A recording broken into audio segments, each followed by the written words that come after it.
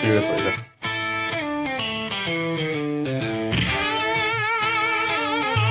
Yeah, light it up, take a puff, let the good times roll. Kevin and Kerr got a story to unfold. Talking cigars, yeah, we know what's right. From the classics to the bold, it's Monday night. I tap that, you know I would. Great cigars, great talk, yeah, it's all good. From the lounge to the show, let's spark up the night. Cigar talk, burn slow, everything's right.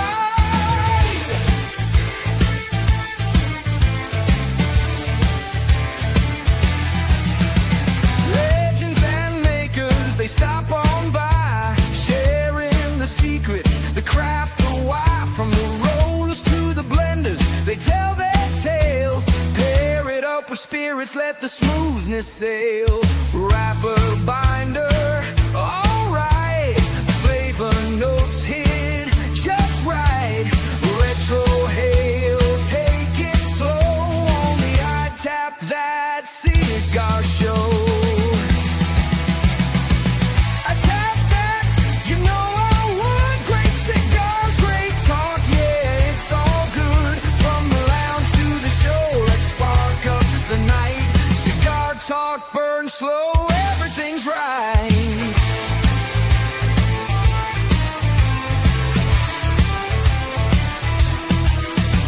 So cut it, toast it, take that draw. Kick back, relax, break out the humidor.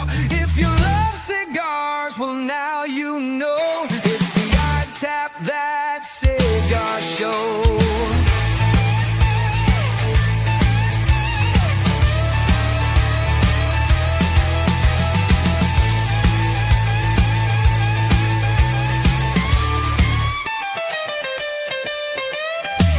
I tap that, you know I would. Great cigars, great talk, yeah, it's all good. From the lounge to the show, let's spark up the night. Cigar talk, burn slow, everything's right. So cut it, toast it, take that draw. Kick back, relax, break out the humidor. If you love cigars, well now you know. It's the I Tap That Cigar Show.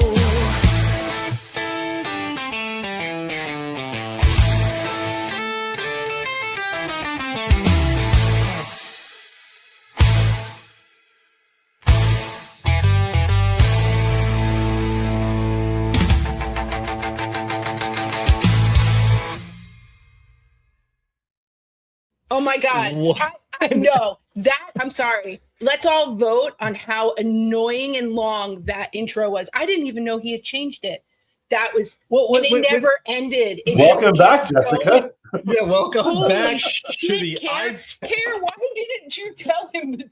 Well, we need to give time for people to get on the show. We need for our guests to share the link. Oh, I think I'm gonna have to start The end bumping got him me. around again. Start bossing around again. The first time I heard it was the end. I was like, okay, it's over. Okay, maybe not. Maybe not. Maybe That not. was so long. It's a long I one. kept looking at him and I was like, "What?" She just kept this? getting madder and That's what she madder and madder. So Ridiculous. all right, welcome to the I Tap That Cigar Show. I'm your host, Kevin from Cigar Prop. You've all met Jessica, my producer, Kerr Viajante, Stogie Road Studio. And Kerr, I forgot. I don't have the our names turned on. Nobody How do cares. we, oh, there we go. Now we can turn them on there. There we go. So welcome everybody. The fantastic show tonight. Our guest Steve Saka of Dunbarton Tobacco and Trust. We're going over the GFY Sampler. All the details that everybody has been bugging Steve hardcore for the last few months. So it's going to be a great show. Let's get right into the CigarMedics humidimeter cut and light. We don't want to drag this on any more or any longer. Kerr, Jessica, what are y'all smoking tonight? Well, I'm doing the number 8, the L8. So, Kerr, you're supposed to Of say the- the CigarMedics thing. Oh, I forgot. sorry. I did not even have a moment because I know. I know. You know, I'm so excited. I got to take a deep breath. It's the long intro screwed everything up. I know. Kevin And then decided. So Jessica yelling at me right from the beginning. I Listen, told you it was a bad idea to have me on. Yeah. if when you see me like this tonight, that means Yeah. that you all are just freaking off the rails, okay? But so yeah, let's get right into the CigarMedics humidimeter cut and light. Remember, with CigarMedics humidimeter, you'll always know when to hold them and you'll know when to smoke them. Jessica, you said you were smoking L8? Yes, L8. 8. You'll hold that up. Let's see what. There we are. L8. Yeah.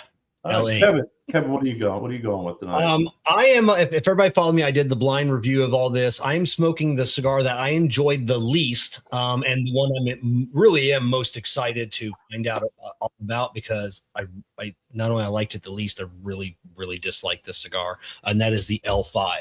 Nice. And it's driving me nuts because I want to know why I don't like it. I don't know. Well, I'm sure Steve will tell you why you don't like it. Yeah, we'll find out about it. He didn't smoke these in order because I picked the cigars every. I heard it was a double blind. It was a double blind. Yeah. So in about an hour we're gonna find out what this cigar is. Yeah. So Jennifer tonight is smoking the Candela, and then I'm smoking. I don't even need to give the number. It's the only green one in the box. And I'm smoking the Now Leave Me the Hell Alone. The OG, which is what Jennifer tells me all the time. Now leave me the hell alone, Kerr.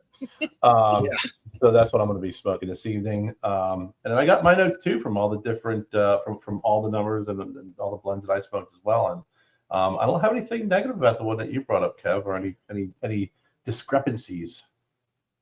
Yeah. So well, and are you still not enjoying it though? Because I just wonder if it was also maybe like what you ate or no. Burn, construction, smoke output, ash, flawless. There is just a weird, almost like a medicinal. I under fermented Habano to me is the same as kind of like a medicinal flavor. So I kind of put those in the two. So that's just it's just got an off-putting flavor. So. Yeah. All right. Before it was lighting it for you when you were yeah. That's it. So all right, before we bring on our guests, let's hear a word from one of our companies, FogBox, that proudly supports the I Tap That Cigar Show. Let's be real. Most travel cigar cases look the same: black, boring, forgettable. But FogBox, they're doing it different. Every FogBox travel case and lighter features custom hydro dip graphics, from bold patterns to badass designs that pop. These aren't just tools, they're statements. Whether you're at a lounge, a campsite, or on the beach, FogBox gear stands out while keeping your cigars protected and fresh. Plus, the quality is rock solid. Airtight, rugged, and built to handle wherever you take it. If you're still carrying around the same black, plain cigar case everyone else has, it's time for an upgrade. Visit fogbox.com and grab something as unique as your cigar taste. That's fogbox.com. Built to travel, designed to stand out. All right. So waiting patiently in the green room is none other than Steve Saka of Dunbarton Tobacco and Trust. Happy birthday, Steve. Oh, your birthday's in a few days. Oh, you're on mute.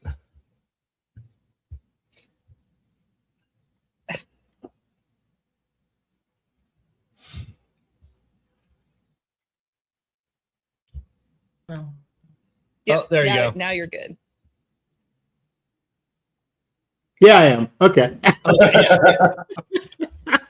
God, so man, this is going great already from my end. Yeah, that's it. So how old are you going to be, Steve? 60. 60. Yeah. God. Are you guys going to do anything to celebrate the milestone birthday? I actually canceled the celebration. It was supposed to be today, and I said I didn't want it. Oh. What is with you women? Why do you care so much? Because we do. Because we do. Steve, Kevin has a birthday month, so Like, it's not all if I don't care, why should anybody else care? Yeah. I guess that's a good point. And look, I don't like my birthday either. And you guys can understand, if you get to 60, I mean, I'm like on the back 4 if I'm lucky. Okay, so it's like every year is just one more step towards the inevitable. So no. Yeah, see, I don't like celebrating my birthday either. Kevin, like No. Kerr said, he tries to do the whole month. He does. Yeah, it's it. I just want the presents. I don't care about anything else. But yeah, it's Kevin still wants to have that Sweet 16 birthday party he never had. that's it. Every year. So And- Jessica always does me good. Jessica always makes me my favorite meal, and so it's all. I took you to go see the rocket blast off at Kennedy she Space. did go see a SpaceX, and so That's pretty good. Jennifer the same way. Jennifer's taking me out to Yellowstone for my birthday this year for 55. Oh Yeah. wow, And I that's amazing too. like you, Steve. I'm always like, listen, I'm at the age now where every year it's like I'm getting closer to the 2-minute warning. Yeah. yeah. And the thing is, like, man, I'm trying to get rid of stuff, not accumulate more stuff. That's Yeah. true. There's too Yeah, much. but now it's like more taking trips. Like when he turns 50, we're going to Ireland. Yeah. We're planning a whole trip to like go and do like almost a month. So Right. yeah, we're gonna try. So Yeah. speaking of trips, Steve, can I assume you're back home from your whirlwind journey over the last? This has been one hell of a summer for you. You've done some traveling. Yeah, and I got quite a bit still in front of me. So it's been a rough one. Yeah. The Meet the Makers event. That's what I want to talk about. Like what was that? That looked super cool. So that is hosted by kind of a combination of the largest retailer in Edinburgh, Scotland, and the distributor who supplies him cigars from a variety of makers.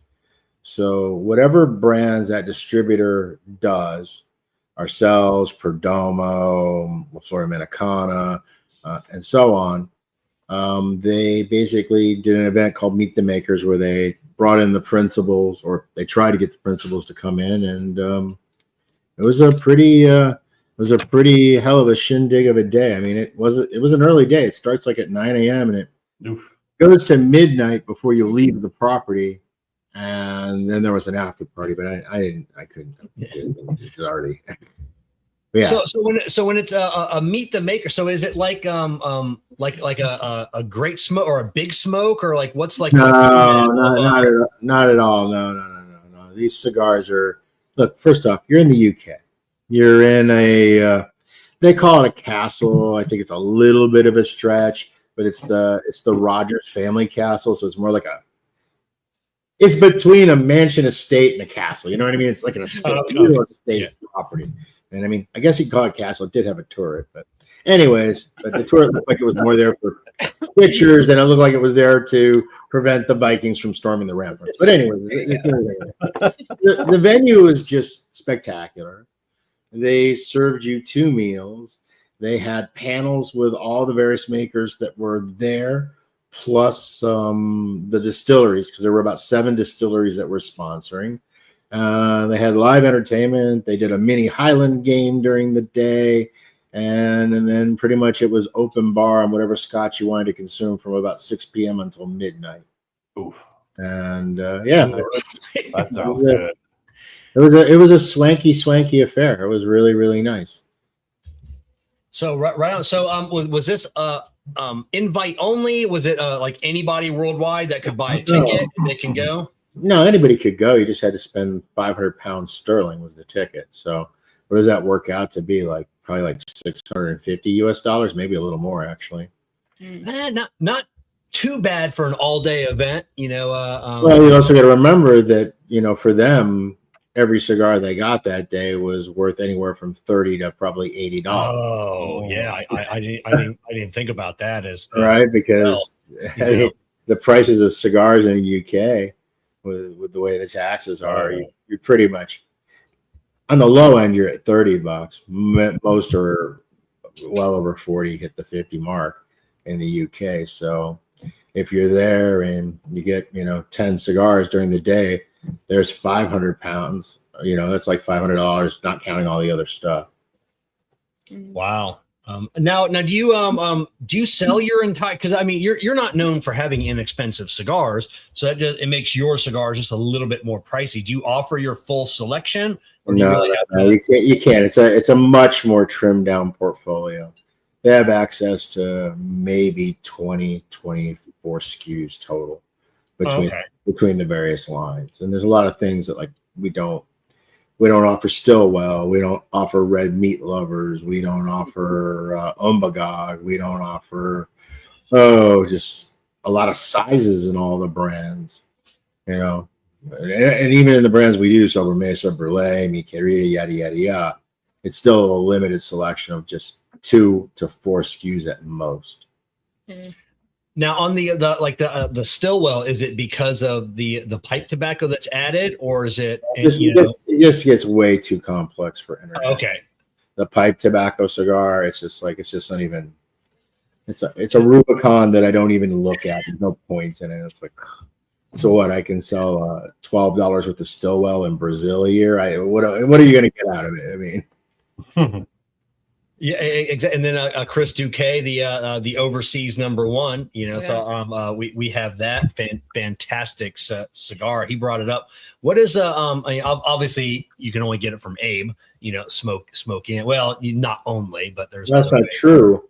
Yeah. He just bought them from the international distributor. Yeah, right. At any retailer in the country, if they want to call the international distributor and go through the expense and the hassle. Yeah. So how did you go into making the decision on what to blend for the overseas market on that cigar? Well, I wanted it to be like all the other exclusives. I wanted it to be unique and different than the others, so that you wouldn't go, oh, this is just an X that's now a Y. So I wanted it to be different, and I also wanted it to be kind of. For the first overseas, I wanted it to be a little, what's the word I'm looking for? Not offensive. Look, for a lot of these international consumers, they don't have the benefit of trying 4 or 5 or 8 or 10 of my various limited Liga Privadas. And look, if you go through them, they're all over the map. So if you only smoked one and it didn't float your boat, it might turn you off. Or in the United States, you have another one to look forward to. You can trade for one. You can do whatever. But most people that are into the brand get the opportunity to try multiples. And they realize that, look, none have been clunkers, but everybody has their favorite exclusive ligas and they have their least favorite exclusive ligas, right? So I wanted overseas to be something that a Dunbarton smoker that liked the brand would probably find universally appealing.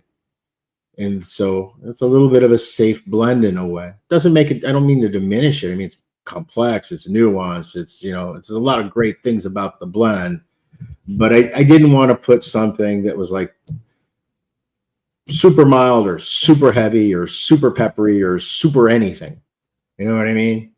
Yeah. And luckily, I think as far as I know, numbers are unlimited. So therefore, there can be a 2 and a 3 and a 5 and a 20 and 140,000 million, whatever, right? So, and that way too, it'll give me a place where now you can have some progression off from that one. So now they'll get something that'll be entirely different, that in no way is anything like the first one, to try to, because again, they don't have that in their heads the way the U.S. consumers do.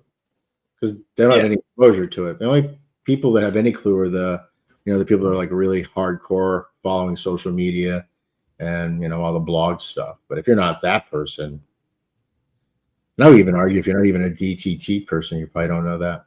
I don't know. Yeah. How's the cigar nerd culture over there versus over here? Like over here, like, you're in a Saka squatch group. Everybody's a nerd. Everybody just knows everything. How is it over there? It's much smaller.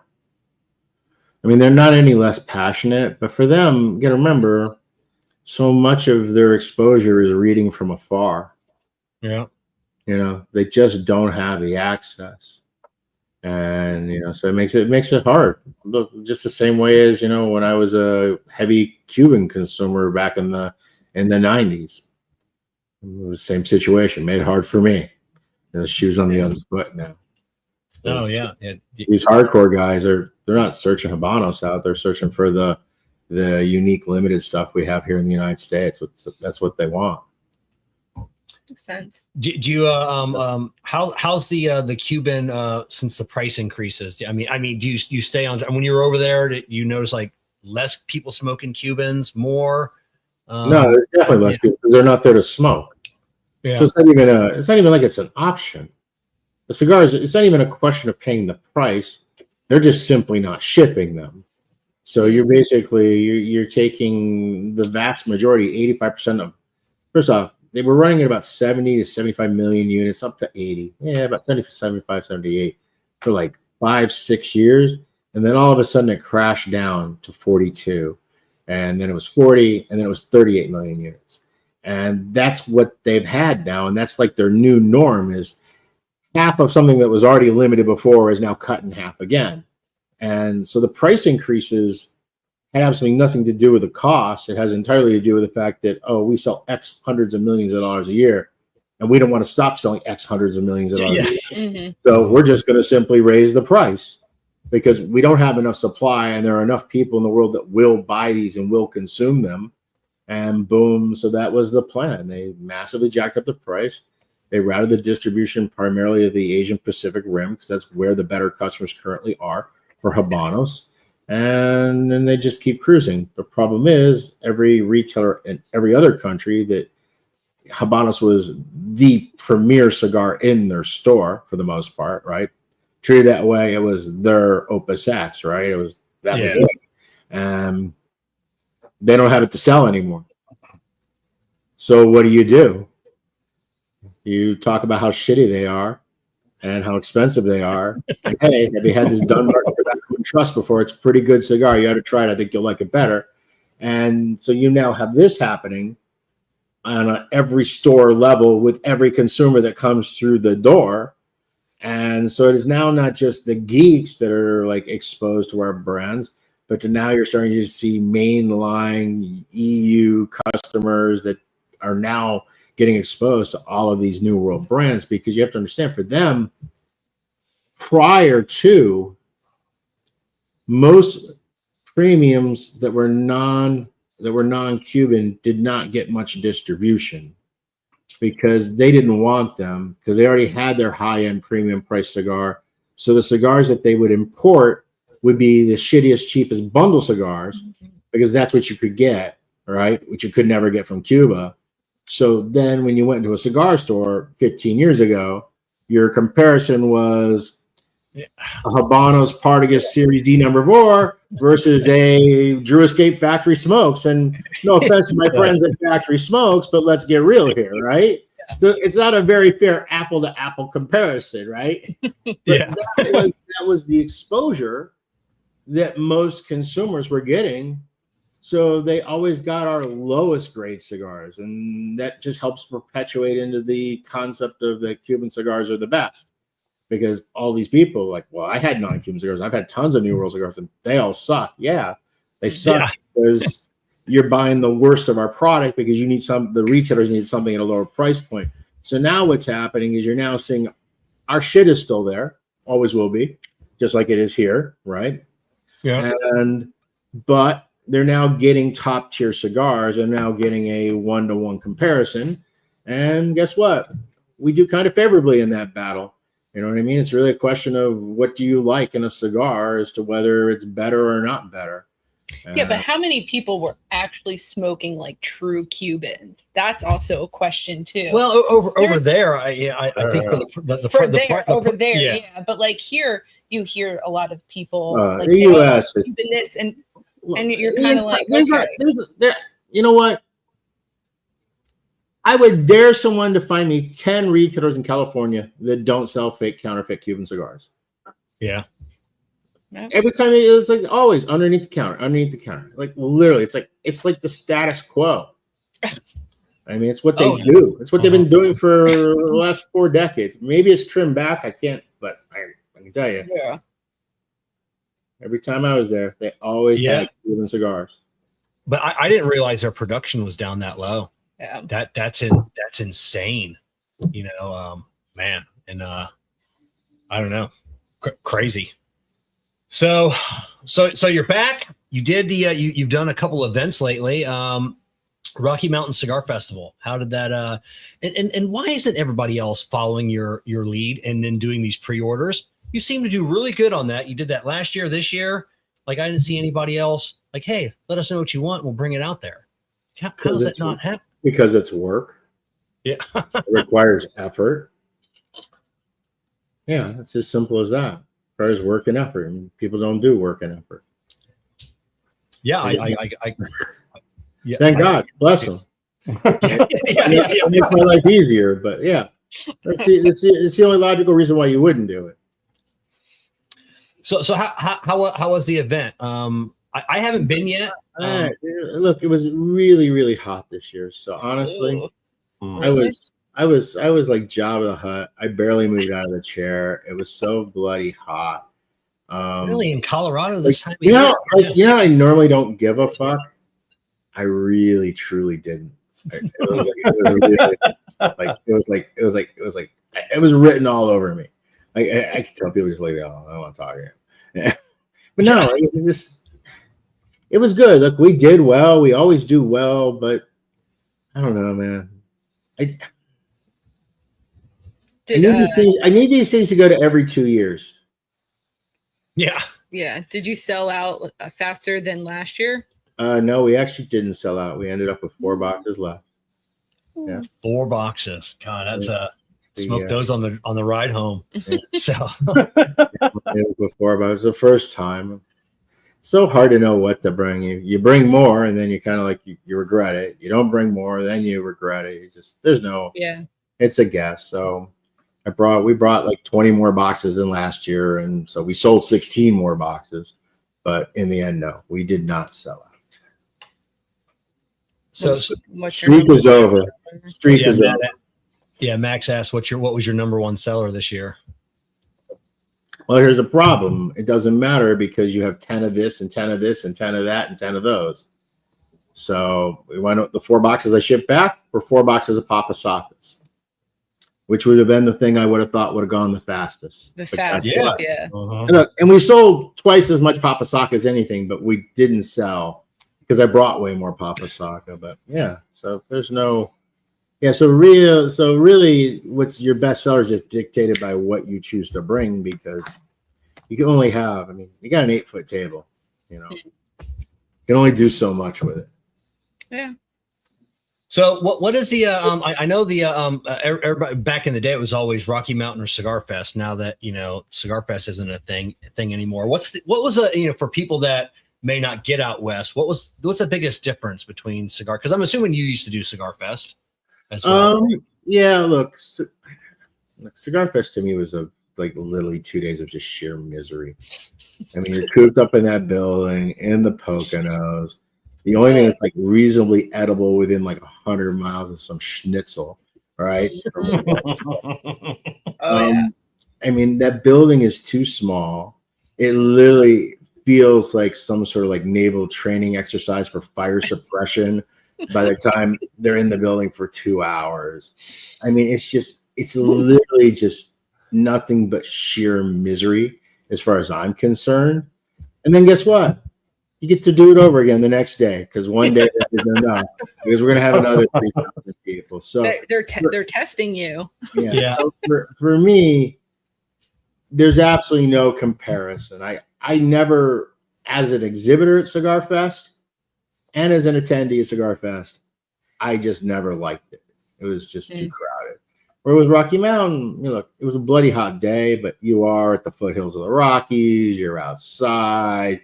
You're on a beautiful kind of golf-looking property. I don't know if there was a golf course. I doubt it because there's not enough space. But you know what I mean? It's a much different venue, much more relaxed, much more casual. I don't know. Yours is buffering. So you guys can see us okay. I know Jessica's computer is starting to buffer a little bit. So okay, so yours will come back on in a second, Jess. That's weird. As long as you can see the comments. Yeah, I mean, I don't care. I just thought maybe something was going wrong. So so is that your most successful event of the year? As in all I know there's tons of. What do you mean? What's as in sales? Oh no, great smoke. Great smoke. How can it not be? You do do the RML dinner. You do the exclusive on the front end, and then you do that whole day of sales. Oh my God. Yeah, the Great Smoke is commercially for us, like significantly bigger. Yeah, that's a surprising to hear since Why are you surprised by that? It's not like you're.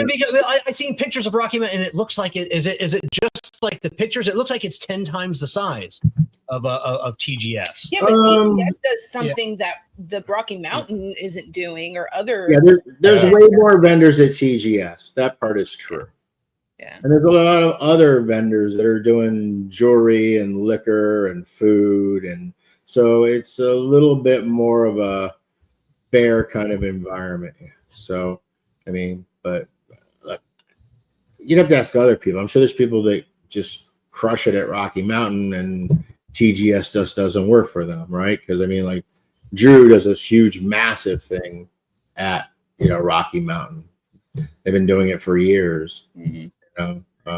So I don't know. I'm not worried. It doesn't really matter, does it? No, I mean, at the end of the day, as long as you're having fun, I'm not having fun. It's just like your job. Come on. Yeah, you asked about success, Kevin. Fun is completely separate.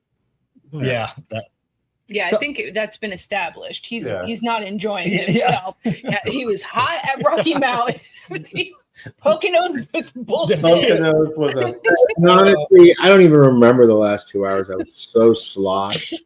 Yeah. It was so bloody hot. Yeah. That's the worst. Yeah. So we talked about it was a couple weeks ago, I think, on the on one of our It's gonna be a really long podcast, isn't it? I can tell. I feel it. Yes.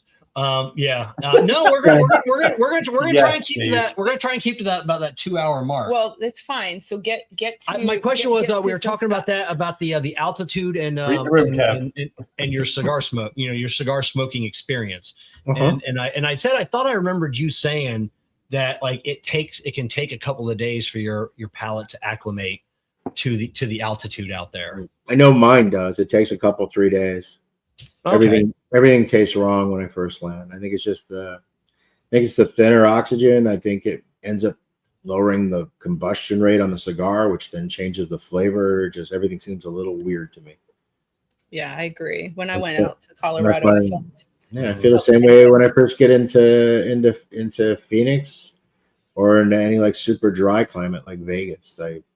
Yeah. So uber dry and elevation, they mess with me.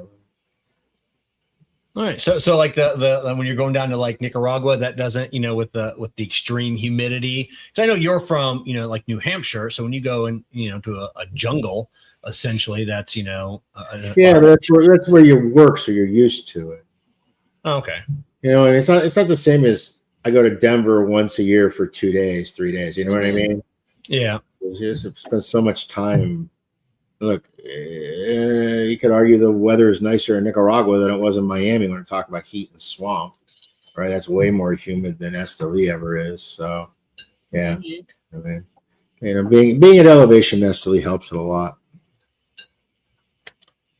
So, all right, we're 33 minutes in. Let's get to why people are here. The GFY, but before we get into that, that's it. But wait, there's more. I know Kerr had some questions about the actual Lancero cigar making process. Kerr is a lot more of a fan of Lanceros than I am. So so I think Kevin has now painted the bullseye on my chest, since I'm probably the only one in this group here who does like Lancero. True. But Kevin and I were actually chatting before this. Is with other Vitolas, other blends that you've made. What is more challenging when it comes to blending for Lancero for you? Because there is no blending. You just stick an A with B and B with C and C with D and A with D, and eventually you get one that doesn't taste like ash. You're like, okay, there you go. That's a Lancero. Wow, that sounded a lot like Willy Wonka's analogy. There's no room for anything much more than 1.5 fillers at most. You have, you got no space to do any sort of positioning. You got zero backfill whatsoever.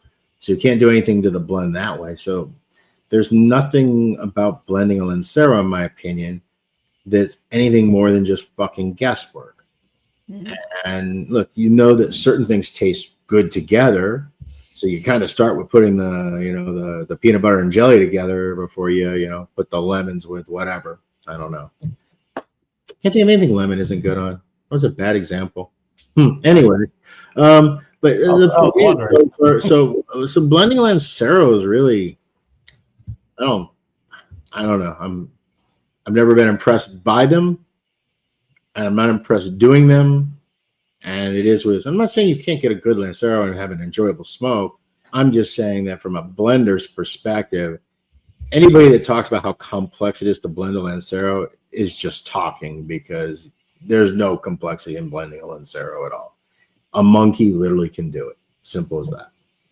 And that scratches off my next 3 questions, Kevin, because I was going to ask Steve if there was anything that he changed his mind during this process, but it seems like making a Lancero is equivalent to a drag strip. You just wait for the green light. You go to the end instead of blending your other like a Le Mans.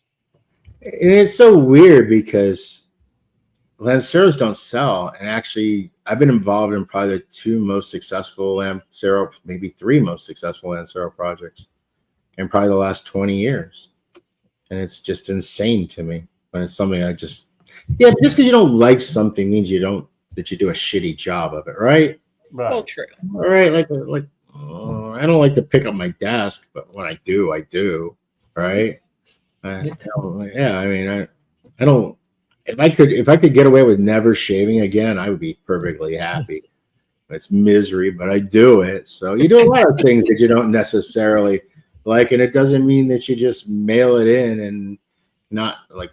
I know the way I talk about the blending, it sounds like I'm mailing it in, but the reality is you don't have a choice. That's how it's done. There's just nothing else you can do. Right. It's a 38 ring gauge cigar, right? The most you're getting is 1 full leaf and a half a strip of another. Yeah. There you go. That's your blend, right? So it's a wrapper, binder, 1, maybe 1.5 filler. That's it. Interesting. Yeah. But at least your Lancero isn't like super thin. Like there's some Lancero, they're just so thin. It's like smoking a long toothpick. It's very I think weird. I think the standard size for a Lancero, I think the legal size is what is it, 7 by 38 or 7 1/4 by 38? I think it's 7 by 38.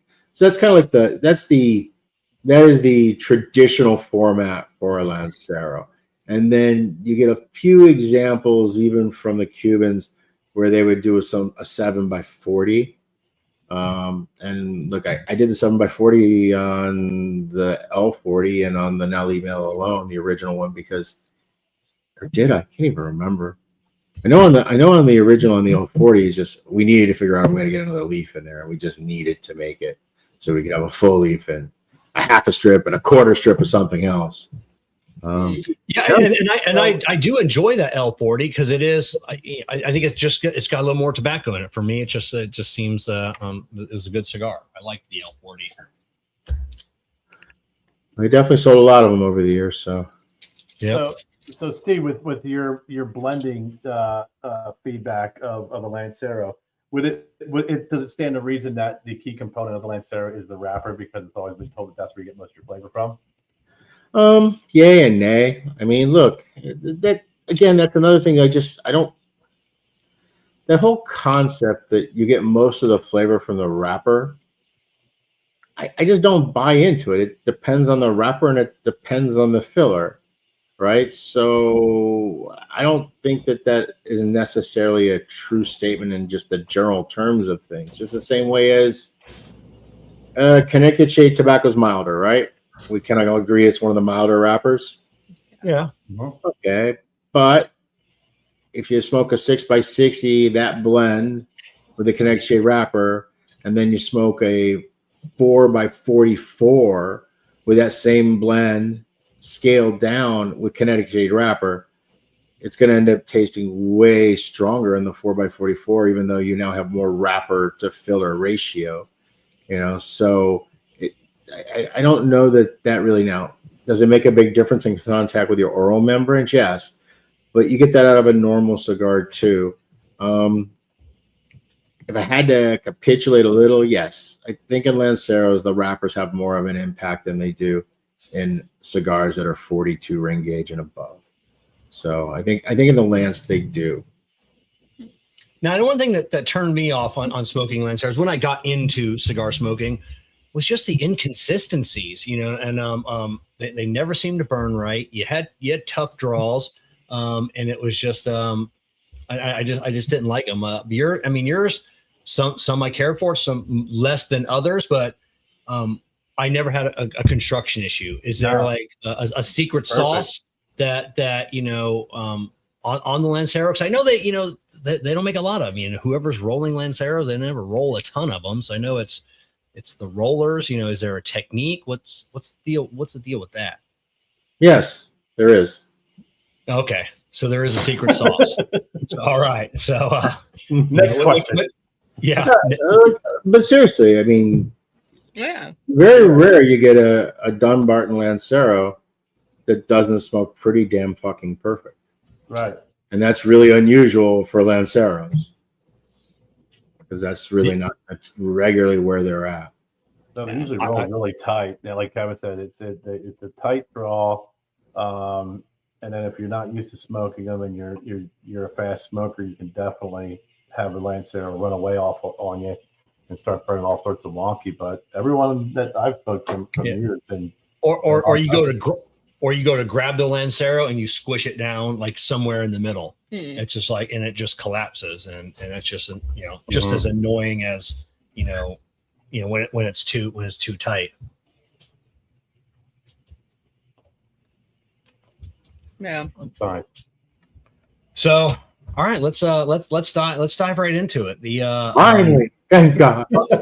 Finally, how did you narrow it down? I know these are what did you say you had 67 blends? Yeah, roughly 66, 68, somewhere in there. 67 sounds good. There were a lot. So the way I ended up choosing the cigars for the collection were I wanted to keep the original, the Now Leave Me Hell Alone, which was the ultimate winner. And then I wanted to add the GFY, the Candela at the back end. And so one cigar was existing, the other cigar hadn't been made yet. And then I just went through my notes from when I was making all of those different Lanceros to pick out maybe ones that were not necessarily the absolute best, but were all reasonable. Because the ones that were the absolute best were very close to the Now Leave Me Alone or very close to one of these other ones. You know what I mean? Yeah. So I wanted it to be kind of the different directions it was going and probably the better of those directions.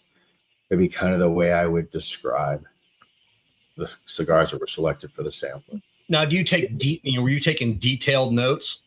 And you do that for all your cigars, all your blends, that even ones, obviously ones that don't come to market, you take like detailed notes. So in the future, you can reference those. No, that's all here, man. Oh, God. I'm going to die, and that's going to be the end of that.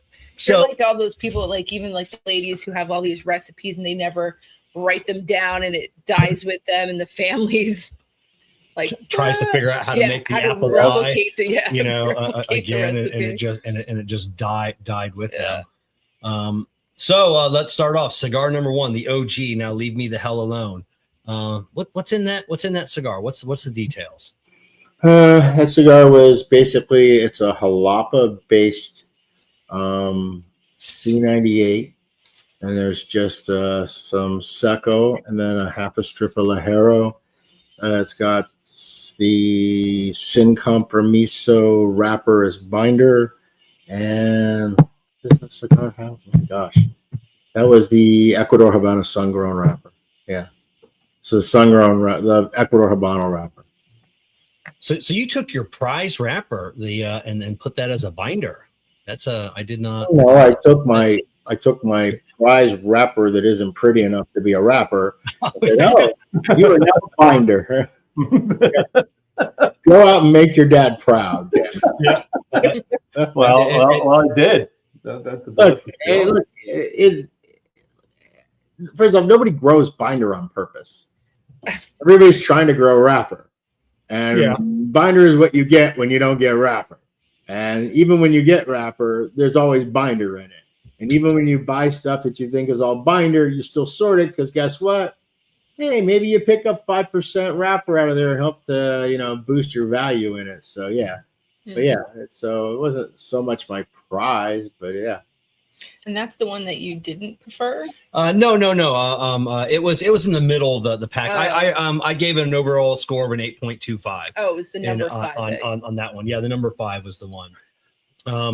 And half wheel 89 on the OG. Now leave me the hell alone.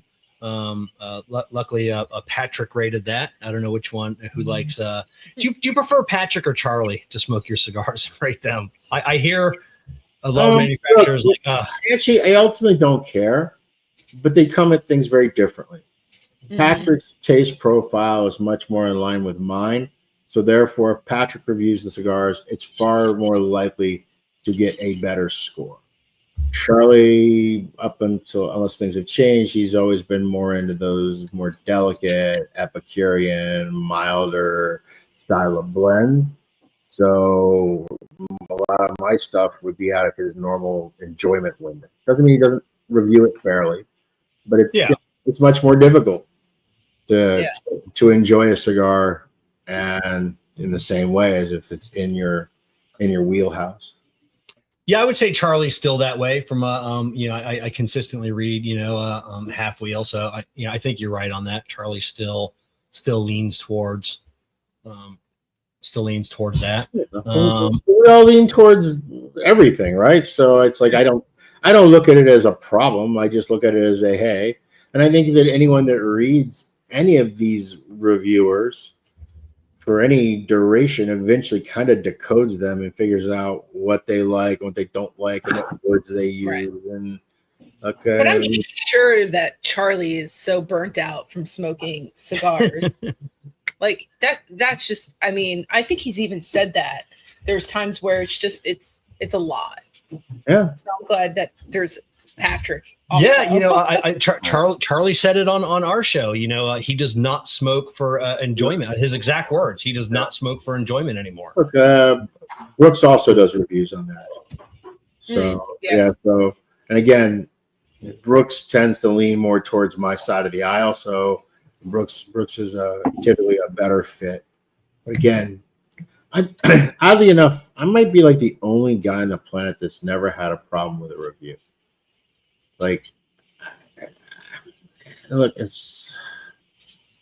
know so many people get so twisted over just anybody saying anything even slightly negative or boom, and it's like, I don't get it. It's just like, it is what it is. It's an opinion like any other opinion, and ultimately the consumer is going to decide for themselves is what's going to happen.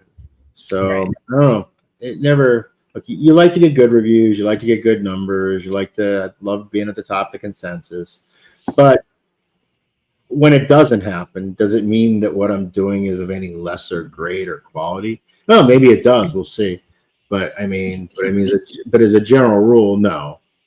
So the question is the product in itself pervasive enough to make someone want to consume it and support it without having somebody give them the nod that it's okay for them to enjoy that? Right. Yeah. I'd imagine your sales numbers are the ones that are really the numbers that really count the most, Yeah. And we're doing okay. Yeah. Doing okay. Yeah. How's the I know you're still JDN, obviously. Are you expanding? How's the cigars? What are you producing a year now? I think this year we're on track to do like 2.2, 2.3. Thought we we're gonna do 2.4, but I don't think so. So I'm assuming by now you have a dedicated team, dedicated part of the factory, dedicated cool room. You have all of that. Mm-hmm. So, and any thoughts? I know some people, I've seen the comments, oh, it's about time Steve opens up his own factory. Do you ever? No, I don't live in Nicaragua. It's not happening. Yeah. It's definitely not happening. Yeah, if it ain't broke, don't fix it for sure. Yeah, but what would be the reasoning that he should open up his The own? the reasoning is because it makes you seem more authentic to the consumer and therefore Oh. gives you a stronger brand identity. But what everybody seems to be failing to miss is that it's my 60th birthday. Yeah. How long do you really think I'm going to do this shit? Yeah. Well, I mean, your birthday gift is a factory, Steve. I mean, you guys do this shit until you're 100. You know that all of you all die at the field or behind your desk when you're 100 years old. There's very little benefit to owning the factory. If you if you have your own people working in the factories, then it's fine. Mm-hmm. So like we've got over at Noxa, you got Bori. Bori's there. He works for us. He's the floor supervisor. He's the one that maintains the blends and checks the pairs and runs the team and all of that. And he's on the Dunbarton payroll. So no, I just, from a romantic perspective, sure. But then again, I don't know, you guys, I don't know if you've seen pictures yet, but Fuente's built a fucking palace down there. Yeah. I saw that. I mean, it's not even finished yet, and it's drop dead gorgeous, right? So there's no way I can swing my dick in that war, right? I mean, like, what are we talking about here? I mean, the ROI on that factory, when I saw pictures of it, it's just like, I mean, he produces some cigars, so maybe it's faster, but he's built like an infrastructure there. I mean, there's so much stuff that he does there. Right. They started doing it in the 90s. Yeah. I mean, that's the thing. I mean, it's just Now that's I think, again, my old adage, never say never, but it's unlikely that we would actually open a physical factory. Yeah. Here's a question for you. Is Steve going to bring us pipe smokers a pipe blend to enjoy? And please. This has been a long, ignored project. Cornell and Deal, they asked me, and I always say yes, but I never have time to do it. And so, I mean, so it's a maybe. Yeah. It's probably more like an eventual, but okay. But even if I do it, we're not selling it. I mean, I don't want to sell it. Maybe I'll get stuck selling it. Yeah. You see, there you go. Now you're talking yourself into selling it. No, I'm just thinking about it, because the reality is, look, I'm in the pipe tobacco business, right? And if I do a pipe tobacco thing with my friends at Cornell and Deal, it's basically just going to be my asshole opinion in a can, and them basically paying me a vig, right? Because look, they're going to do everything, and I'm going to do literally absolutely nothing. And and so I don't know. It's like, I'd like to, because there's some pipe tobaccos from past years that I still miss because the company's going out of business. So there's a few things, But the problem is it's an incredibly time intensive project, even if it's just me goofing off. And I mean, that the payday doesn't exist. I mean, in your wildest dreams, you just lose a little less money, but there's no way you're not losing the time, the effort, the all of that. Yeah, it's hard. It's hard to wrap my brain around adding something that I'm going to make a nickel a can on. Yeah. Yeah. I hear you. You should just do like a special release that's one time, one and done. Yeah. And then it will go on eBay for that's it. $3,000. And every cigar lounge that has never sold pipe tobacco, like Smoke In and Ronnie, and that they'll all be carrying Dunbarton pipe tobacco now because people will demand it. The nerds will demand having it. A good Christmas. I don't think so, but thank you. That's funny. All right, cigar number 2. My score on this one was a 9.56. I really enjoyed this one. You like that one? I did. I guessed Habano wrapper, but I wasn't sure. It was a Habano wrapper, and actually, That cigar is very, very close to a cigar that's currently in production. So it's very close to the Hoya de Nicaragua Antaño Lancero. In fact, maybe even indistinguishable to most people, to be honest with you. It's very close blend. I haven't smoked that one, but I love the Antaño. I love the Antaño series. You know, that black is my favorite. That is a great cigar. And that cigar was actually at the top of my list as one of my favorites of the box, the L2. Yeah. So how did you how did you decide on the leave me the hell alone? Did you create boxes of these after you settled on an X amount? How did you roll it down? Well, in the beginning you're just like making 5 of each, right? And you just throw them really, really quick. And then if there's something that catches your eye, you go ahead, okay, make me another 5 of those. And eventually you get to the point where you're like, okay, these are my like 3 finalists. I've gone through however many I needed, 5, 10 at a time. And it normally takes about 25, 30 cigars. That's about what it takes. And then I'll get them to make a full wheel. So that's 50 cigars of each of the ones that I think are in like the absolute final. And then I'll just figure it out from there. Not always that way. Sometimes it's linear. Sometimes just keep working in a linear fashion. But there was nothing linear about this. This was a whole Chinese menu exercise. So what was your the time frame of when, hey, we're gonna do a Lancero to shut people up to when it landed on the retailer shelves? You mean from when I had the concept, or when you finally pulled the trigger and you're like, we're going to do it. I literally pulled the trigger like 6 weeks before the PCA. Really? Yeah, and the whole thing was just done as a goof.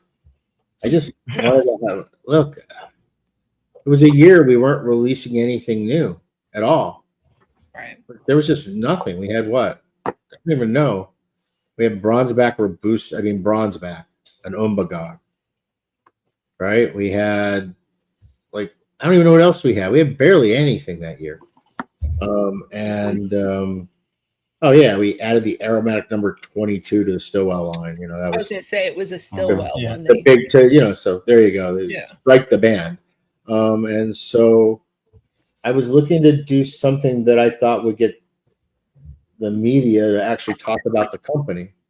And what more can you come up with than something as stupid as this? 10 different Lanceros in a box and making one of them Candela. I mean, good God. I mean, that's just an abortion that has to be talked about. That's not very romantic at all. I wanted to hear this year-long process of testers and. Dude, it says GFY right on the box. I don't know how much clearer I can. I mean, I can make it. It's just like. I know. Literally, when we were at the trade show, I'm trying to even remember. Were we even? Normally go to the trade show, cigars are like long made. These weren't. No. Yeah, these cigars weren't. They weren't. Yeah. These cigars were made after the trade show. Yeah, because I had no idea how many we were going to sell. And the only reason we stopped selling it, because we got up to like 3,200 boxes or something. And I only have 2 pairs that can do it. And in my head, I'm like, wait a minute. If we take a single order more, we won't be able to deliver on the whatever it was, November promise, right? So we actually had to stop taking orders because we didn't have the production capacity to make more than what we made. It was insanity. I don't even know why. Yeah, the whole thing makes no sense. So let's move on to cigar number 3, another cigar I enjoyed with a 9.5. I had Habano or Cameroon. Going through my notes, I couldn't place that one because it had a weird spiciness that I couldn't place. What is cigar number 2? Yeah, that one or number 3. I know what we're talking about. I'm blanking. That is Nicaraguan sun-grown Cuban seed wrapper. So I'm assuming the blends were tweaked between all of these completely different blends, or are they all pretty? No, some are similar. Yeah. In fact, number 3 has a very similar components to the original Now Leave Me the Hell Alone.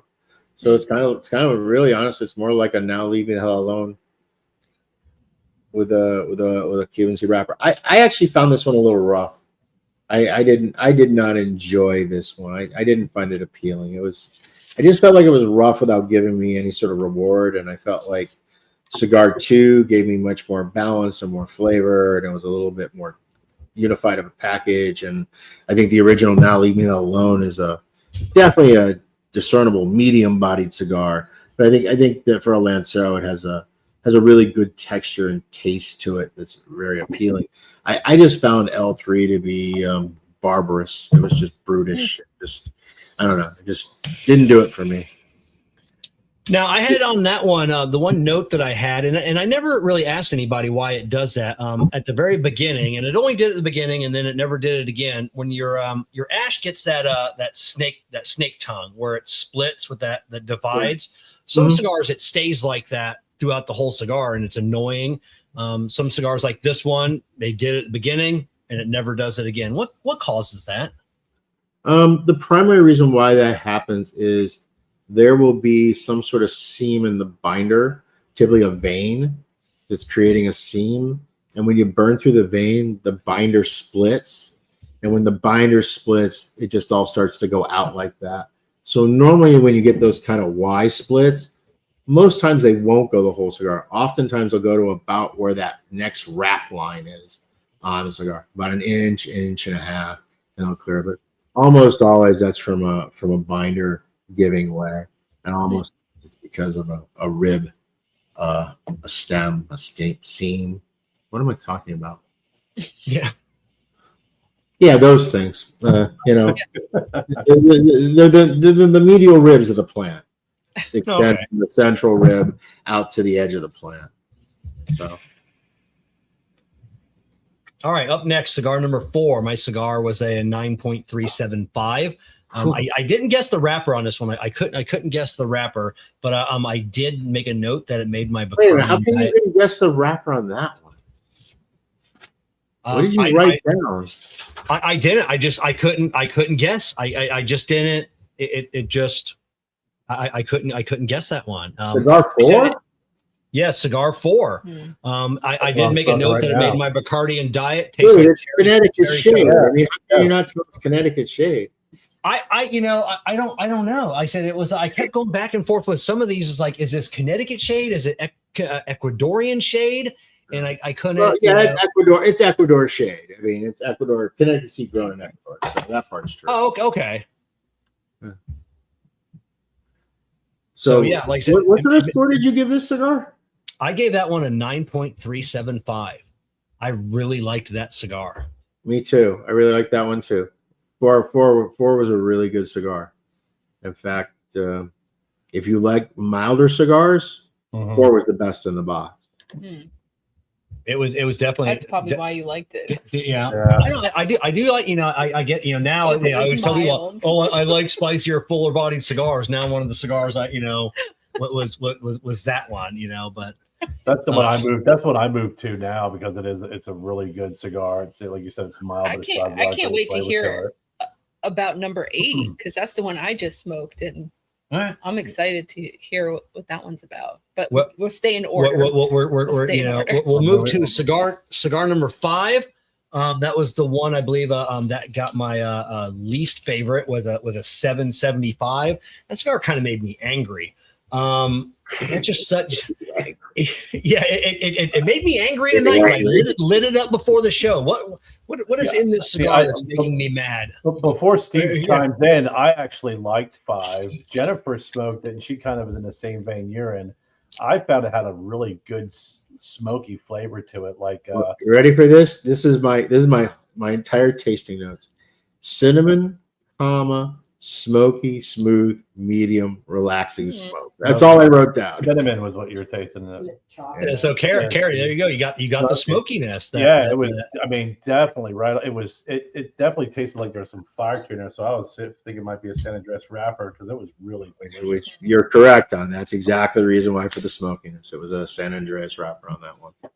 Nice. Oh, there you go, Kerr. See, What I win, cigar prop. Lancero King. Yeah, that was the Mexican Capa, and that's actually on the identical blend to the Now Leave Me Hell Alone that's in the box.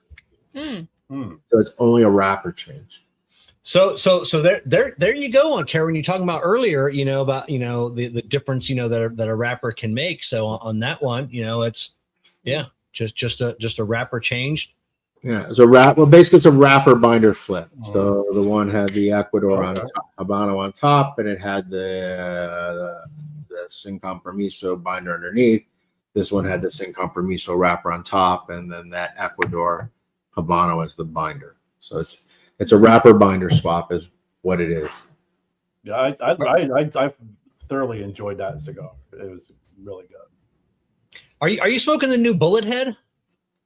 No, I'm smoking a unicorn because I just smoked that Candela Lancero for no fucking reason whatsoever, because I thought we'd be talking about it before I finished the damn thing. Yeah. And I'm like, you know what? I deserve a unicorn. Yes. I For deserve being put through all of this. But I'm excited on that Bullet Head because I'm excited to see what they like that. Just the way that funnels that smoke down a little more. I'm wondering how much that changes. I really like that. Yeah, those are going to be wildly popular. I don't know how much online buzz they'll get because of their size, but I know for our retailers, they're very the ones that are, they're very excited for them. All right, here's a question. All right, question. L4 was money for lovers of smooth, creamy, and milder blends. Curious to know how close this blend is a Sober Mesa Brulee Blue blend. Ooh, okay. Great question. Oh, it is a good question. Not in any way whatsoever. Okay. All right. Yeah. Steve. The bulk of the filler actually all the filler in that one is the Esteli from Perez. So it's a Cuban seed, that hybridized plant that he grows. So yeah, it's not similar at all. So all of these Lanceros that aren't really similar to any of your other cigars. Were there any new tobaccos in any of these that you had never used before, or did you want to really stick with what you're used to? Remember, I didn't do this work. I did this work before I made the collection. This is me turning my homework in twice. Yeah. And getting credit for it. Yeah. And getting more credit doing it this way than the original way I did it. Yeah. Oh my God. So all right. Up next, cigar number 6. I scored this as a 9.0 with an Ecuadorian Sumatra wrapper. What's the details on number 6? It was an Ecuador Habano wrapper. Habano. It was a all Nicaraguan from there on down. And my notes were meh, not good, not bad, leather and spice. Don't want to smoke it. Those were my those were the detailed notes. If my detailed tasting notes, yes. Oh my God. Cigar number 7, I scored an 8.375 with a true Connecticut shade wrapper. Now, what I loved about that cigar was the pre-draw. That pre-draw on that 7 had like this kind of real delicate vanilla and caramel kind of thing going on. When you smoked it, I wrote down woodsy and sweet. I wrote nice, mild, medium. I prefer the other Connecticut shade in the box, the 4. But the 7, in fact, I misspoke before. The 7 is milder than the 4. The 4 has got a little bit more zip than the 7. The 7 is the mildest cigar in the box, actually, now that I think about it. It's really good if you're really like mild Connecticut shade cigars, but yeah. And this one was a true Connecticut shade in Connecticut? That was a Connecticut, yes. Oh, Connecticut. Right on. I've gotten ones I did guess. I think I'm pretty good on these. Yeah, you are. I'm curious about number 8. So. Yeah. So Jessica's curious about number 8. I scored it an 8.75. Wow. And I had tons of peanut butter on this one. Is what my notes were. Peanut butter. Yeah, that's interesting. Yeah. Not what I got. Yeah. It shows you how boring. So first off, that's an all Esteliano base blend in the filler, and that is another Mexican wrapped cigar, L8. Mm-hmm. And It's a great cigar. well, this is what I wrote. I wrote excellent dash strong and tasty dash one of the best. Those were my notes. So I agree with that. I actually think L8 is my favorite one out of the whole box, personally. L8 followed by the L4, followed by the now leave me the hell alone. Yeah. So how did if that was your favorite? How did you wind up with the now leave me the hell alone? This dude, I made the other decision 3 years earlier. You know, why do I want pork tonight and steak tomorrow? I mean, it's like, come on. Like, I got to be bound by all my decisions. I mean, the only one that I'm like sticking to is my marriage, right? But all the other shit, it's all up for grabs. I reserve the right to change my opinion, for God's sake. Okay. Are you just upset because I liked number 8 Yeah. and you did? No, not at all. He's scratching off peanut butter real quick. I know he's like, there was that no never happened. Are you drinking the peanut butter whiskey tonight? I am. Oh, you're drinking the And screwball? I still didn't get any peanut butter. in the cigar. Saying. While eating Reese's peanut butter cups. Yeah, it was. it. I liked the number 8 because I do like a more bold, like stronger cigar. Yeah. But I just love. That was a good cigar for me. That was definitely in my wheelhouse. I said, I think 8 was my favorite out of the box. All right. Cigar number 9. I had a 9.75 with a Mexican San Andres wrapper. I wrote dull, decent, no, still dull. And I like that one. I had tons of nicotine with a strong pepper on the back of my throat. I think we're just not the same. We're not the We're same. not the same. And that is actually the exact blend of Now Leave Me the Hell Alone, but with an Indonesian wrapper on it. Indonesian wrapper. Yeah. Do you have anything else with an Indonesian wrapper? I'm trying to think of your. Yeah, and the reason why is I would present as Exhibit A, L9. Okay. Dull, decent, no, still dull. Still dull. So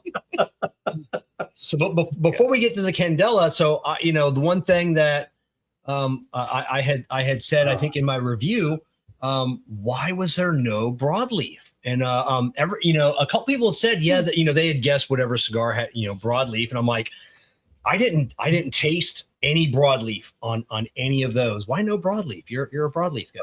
Because the two pairs that I have that are really proficient at rolling Lanceros are over at Hoyda, Nicaragua, and I have no broadleaf into that factory. So I would have had to do something like this totally separate. And the other problem with that is broadleaf is such a gnarly wrapper that it would require a lot of work to make a really good broadleaf Lancero, in my opinion, that didn't end up looking like some rotted twig. So it was a bridge too far for my goof project to get a little bit of internet coverage. So yeah. Well, at least I guess that one correct, that there was no broadleaf. So those people that said that there was broadleaf, you were wrong. Yeah. Great notes. And the Candela. Now you have made a Candela before.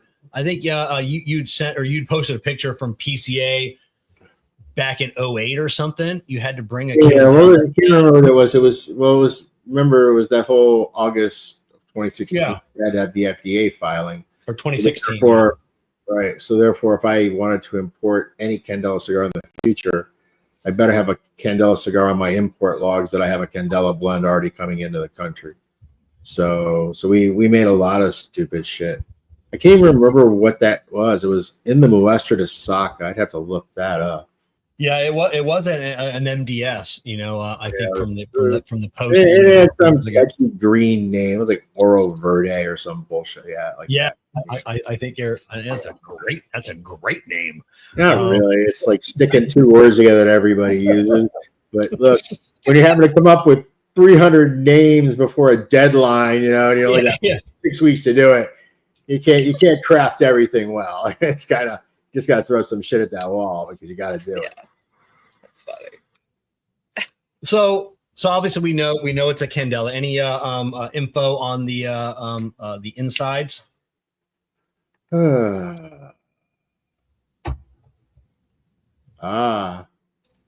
This one I didn't do. I stole this one. This is the Hoy de Nicaragua Cabineta blend that they used to use for their Lanceros. Yeah. I love that. I love that. That's a really good. And I wrote on that one. Very good, very smooth, medium bodied. And I also wrote one of my favorites, which is really just shocking that it was, but it actually was.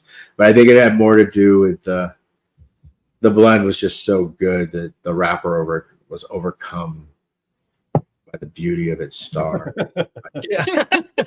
Because the Candela was surprisingly enjoyable, I thought. Here's an off-topic question. You released a green label Mi Querida maybe 10 years ago. Is it the same blend as the current green label? Yes, except let's think about this, because that green label has been used in a few different places over the years. So there was something I did. So there's that green label is like on some of the EXs that I've done for Abe. Mm-hmm. Right. So you see that green label on Not. And then there's a batch of Mi Querida Ancho Largos that were trunk pressed, but they were just a regular Mi Querida blend. So they ended up with the green label, but I think I'm down to like the last 50 of those. They're like 7, 8 years old. And then you have the green label on the Potapero, which is a new variation of Mi Querida. And you will now this year have the green label on the Emerald Fish.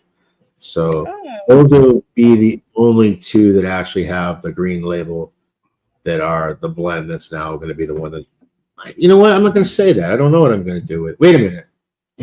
Oh. It has the green Mi Querida label. So he's not talking about that. He's talking about the DTT one. Yeah. You know what, dude? That is actually going to take some research for me to answer that question. Okay. Because honestly, because it's a catch-all band that we use for all sorts of little thises and that's here and there. You know what I mean? It's just a DTT logo on a green and gold kind of band. So I think we've used that in so many different places. But yeah, the Mi Querida green blend is only in the Pot Apparel and the Emerald Fish. So that part was true. Okay. Wow, that question really derailed me. Yeah. But finally stumped the Saka. A new segment. So on the Candela, I smoked one. I've smoked a couple of them since I did my blind review, and the review, I didn't care too much for the Candela. I felt like all of the things that I love about a Candela was blended out of. Like what part of that is that the it tastes like grass clippings part? Is that the part we're talking about today? Yeah. So as it should be. I love Nick at Foundation. He probably makes and Nick knows I love him. Probably one of the worst Candelas because you can't taste any of the grass, and his has a weird, shiny, waxy coating Here's the problem with the Candela. The problem with the Candela is it has a very short lifespan.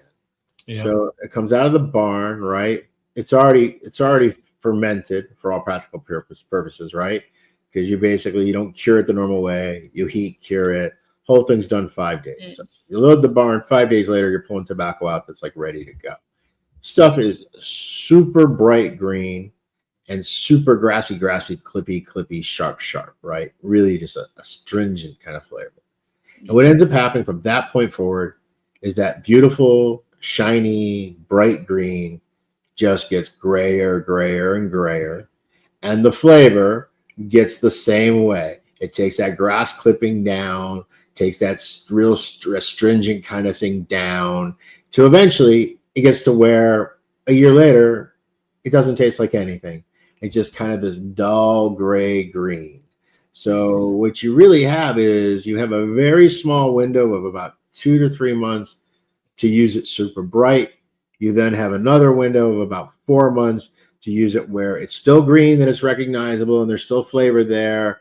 Okay, boom, boom, boom. But for the Candela guys, even though I like the stuff that's in that 4 month period, the Candela guys want the stuff that's super bright green and super tastes like grass because that's what they want, right? Mm-hmm. But I didn't have any of that shit, okay? Because I don't buy it, because I don't use Candela on cigars. So I had to kind of like be like a little bit of beggar boy and go around with my tin cup to find the best that Oh my God. And that's what you got, okay? Because in order to get better requires me to make like a real cash commitment to Candela. Yeah. And guess what? I am never, ever going to do. So. Thank you. I'm not a Candela fan. Like, I'm probably like between Kerr and Kevin, I know that they're huge Candela. I do not. So how do like Candela? So how do you know? I mean, I know you don't work with it often, but you might have them. So why are some Candelas super bright green? You can take a couple, like Nick makes a super bright green Candela, but there's zero grassiness, zero, that bitterness that we like. How do you, Nicholas? Yeah. Okay. Yeah, I did. I'm gonna leave that as a Nick answer.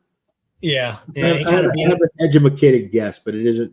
I don't know what he likes to talk about, what he doesn't like to talk about. So I'm gonna let he beat it around the bush. He won't tell. Yeah, he won't tell me. So you're trying to get someone else to tell you. So yeah, I'm trying to get someone else to tell me how it's done. Oh, Kevin. So Candela, you talk about how it goes into the barn and it's ready in 5 days. So Can any tobacco, any wrapper leaf, be Candela? Can Mexican San Andreas be Candela? Can Habano be Candela? Can anything be Candela? I mean, yes. There's no reason why it couldn't be. I just have no clue how it tastes. Okay. I mean, just logically, you might have a problem with like the broadleaves because they're you know what? More I'm thinking about this.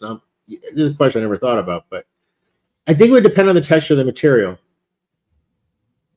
So, okay. And so therefore, I don't think you could do it with any heavy textured material. I don't know that you could fire it in a way that's going to get the moisture out in a quick enough process because of the texture and the weight of those. Oh, yeah. So I don't know. I don't know that really, as I'm sitting here thinking about it, some San Andreas is thin, but not all of it. So that's kind of difficult. Cameroon would be safe. You could definitely do that. But no. You could do Cuban, grown in Cuba, no problem at all. That stuff's plenty thin. So, no. You know what? I'm going to ask someone that question that knows more than me and see what bullshit they give, and I'll report back.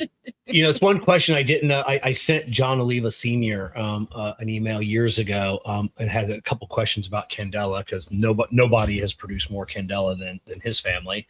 And it was great. He's like, let me call you. And he talked to me on the phone for like 2 hours and I'm taking notes the entire time he's talking about, Dude, he's old and he's rich, man. What else has he got to do? Love you, John. But just a wealth of knowledge on just tobacco and Candela. You talk to him and he that's what his family made their fortune on was Candela, back in the day. So we're through them. It's done. Don't you feel like that's just pretty anticlimactic? I think it was just better never saying what was in there. I think now that I said it, it's like, okay, who cares? Yeah. Some people will come back and reference this. I'll have to put a timestamp down in the notes where we actually started talking about the blends. Excuse me. But let's move on since we got all that out of the way. There are some people that message me. I see them on the groups. PCA, you announced a whole new slew of cigars. I know some started shipping, some haven't started shipping yet.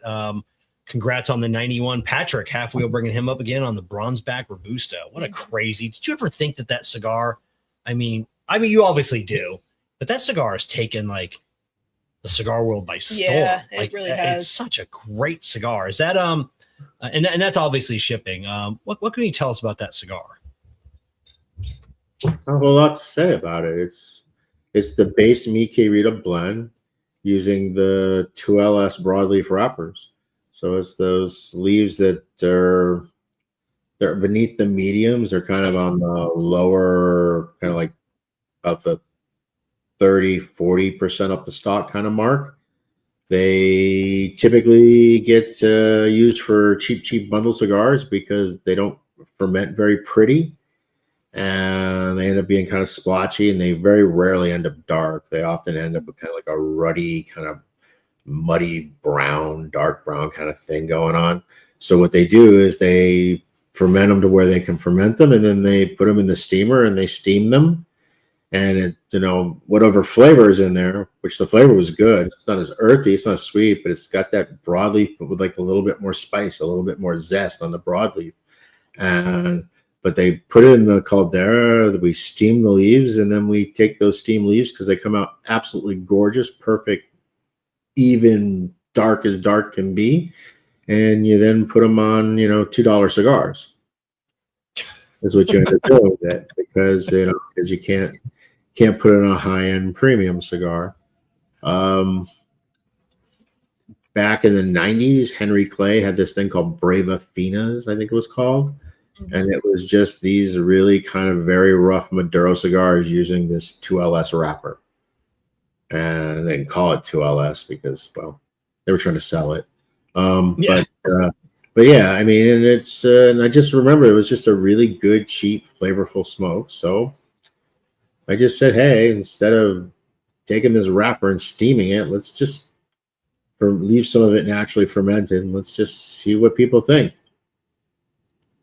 Because the reality is those wrappers that we're steaming don't cost less than the wrappers that end up on the other cigars. They're all coming from the same purchases and the sort and the selection.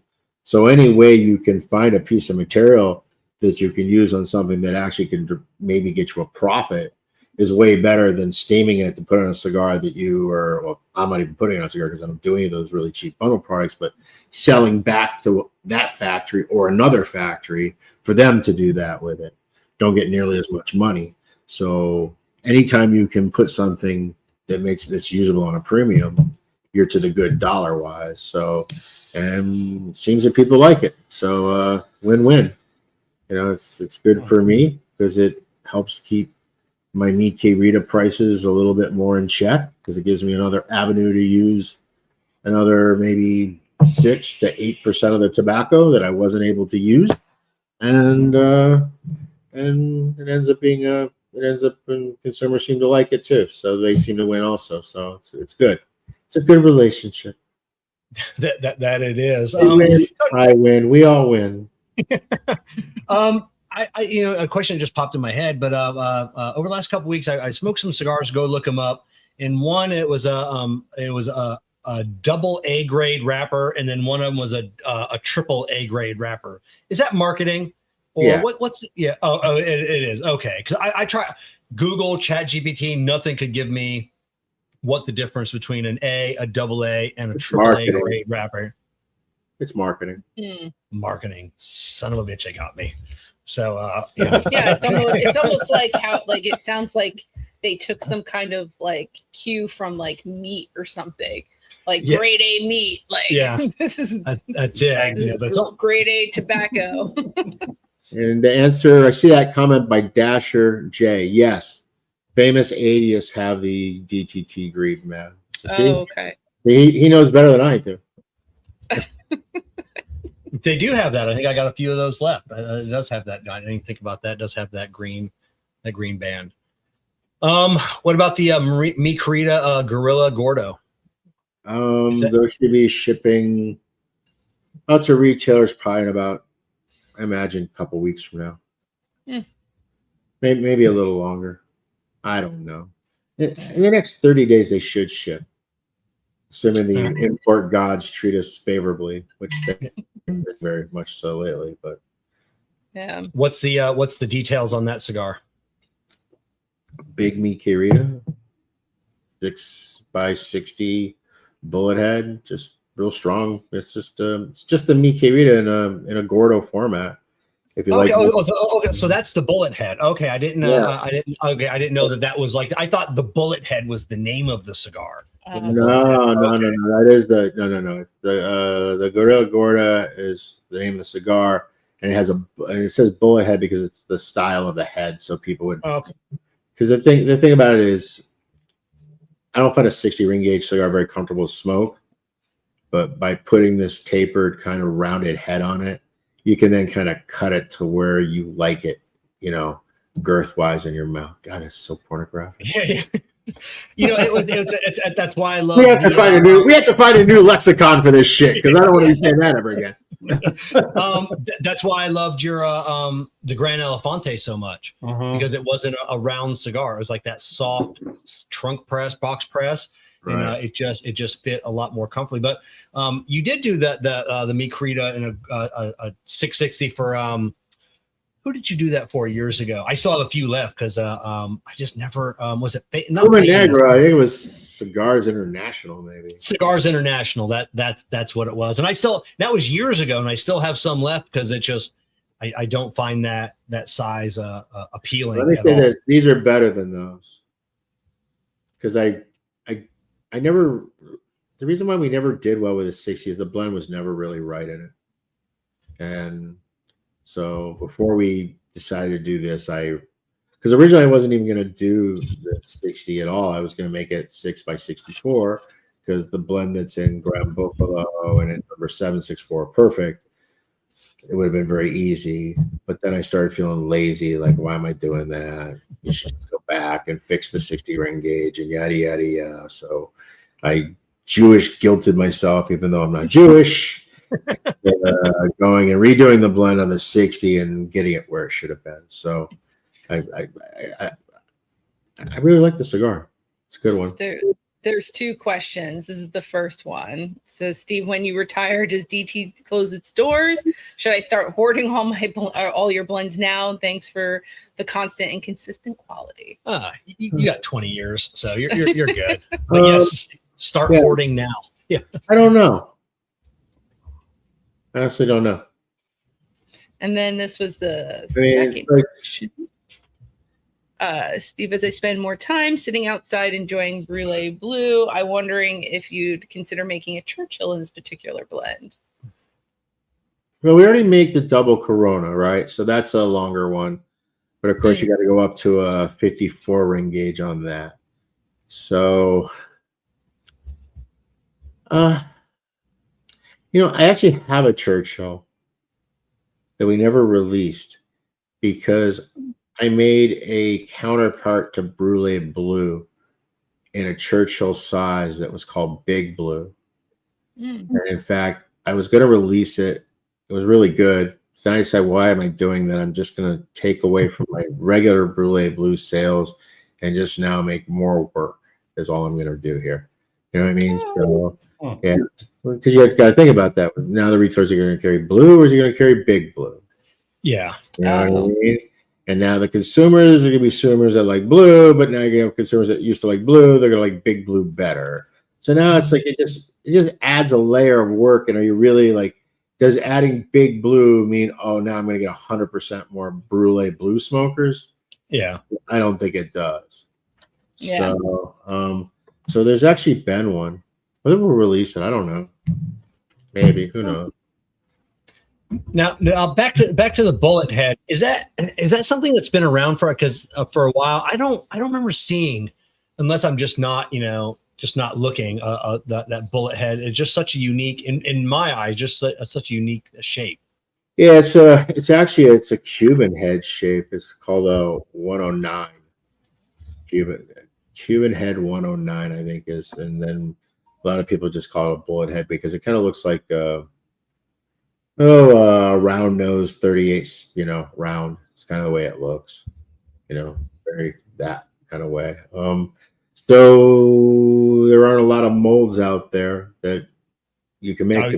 So you basically got to order special molds just to make this, and it's a big investment to order special molds to just make one size. And they when they order these molds, they expect to make millions and millions and millions and millions of cigars through those molds. Whereas I'm buying molds, and sometimes all we're making is 5,000, 10,000 cigars. Wow. So when you said like a big investment, like money wise, like what are we talking like? So where's my phone? So per pair, it would be, you would need 24 molds to keep them flowing. And Figurado molds run about 180. You're looking at about $4,300 in molds. Wow. Yeah. And then if you're only making 5,000 cigars, that means you almost have 80 cents just because of the mold cost. Dang. Yeah. Again, when these companies buy these molds, they plan on making literally millions and millions of units to where the molds are effectively are down to below the pennieth of a use. You know what I mean? So, but that's not the way it works for us. Yeah, God, you think about that 80 cents a cigar just for the molds. That's a hell, unless you get, if you've got like Hoya, if you buy a mold, have you ever ordered a custom mold and then they're like, hey, can we use those molds? We'd like to make a cigar. Can you get some of your money back? It's happened to me twice already, but they just use them without asking the bastard. Oh my God! Like, hey, I'm gonna need a vig on each cigar you sell. A couple of pennies at least. So the DTT 10th Jubilee, a cigar that I absolutely loved, and people know I've smoked it. At least once a month, someone will ask me in a message, how is that 10th Jubilee? And I'm like, it was good, but I agree with what you said at PCA. I think during our interview, it's going to be a very controversial cigar on DTT lovers, because it's not similar. No, it's not similar at all. It's going to be interesting. We'll see what happens. Look, I wouldn't go out of my way and buy multiple boxes personally, because I think what'll happen is I think some people will get it and they're like, nah, this ain't for me. So what are the details on that cigar? What makes it so different than anything else? Obviously it's your 10th anniversary, so you had to go. Yeah, well, I mean, part of it is, there's no tobacco in it I've ever used on any cigar ever before. So everything in the whole blend is entirely from scratch. It's totally ground up. Wow, that's why. Yeah, it's not like any. Oh yeah, it's definitely not like anything out there. What was the as picky as I know you are on, especially on new cigars? What was the time frame for blending that cigar, especially for tobacco you've never used? I started working on it a couple of years ago. Wow. Yeah. But look, there's only two ways this was going to go. I was either going to be alive on my 10th or not alive on my 10th. And if I was alive on my 10th and I didn't do it, then I'd just be pissed that I didn't do it. So it just seemed logical to just do the work and be ready. And 10 years flies by. We've got, I was just talking to Kerr last week. I'm like, because next year is the 10th anniversary of Cigar Prop. And I'm like, and then I usually like, oh, God damn it. Steve's been doing this 10 years and he's so much more successful than me. I don't know what it is. So I got to get my ass in. Yeah, we'll have a 20-year head start on you, my friend. Yeah. that you do. Yeah. So when is I don't know if you said, or maybe I didn't catch it. When is that one hitting the hitting the States here? Hopefully November. Oh, so we still got some time on that one. That's what I'm hoping for. I'm hoping for November. Yeah. So what's the holdup? It's just getting approvals on exports. Everything's slow right now with the government. Yeah. So you have to get. I didn't know that you have to get approval for exporting cigars that you've already. For everything you do.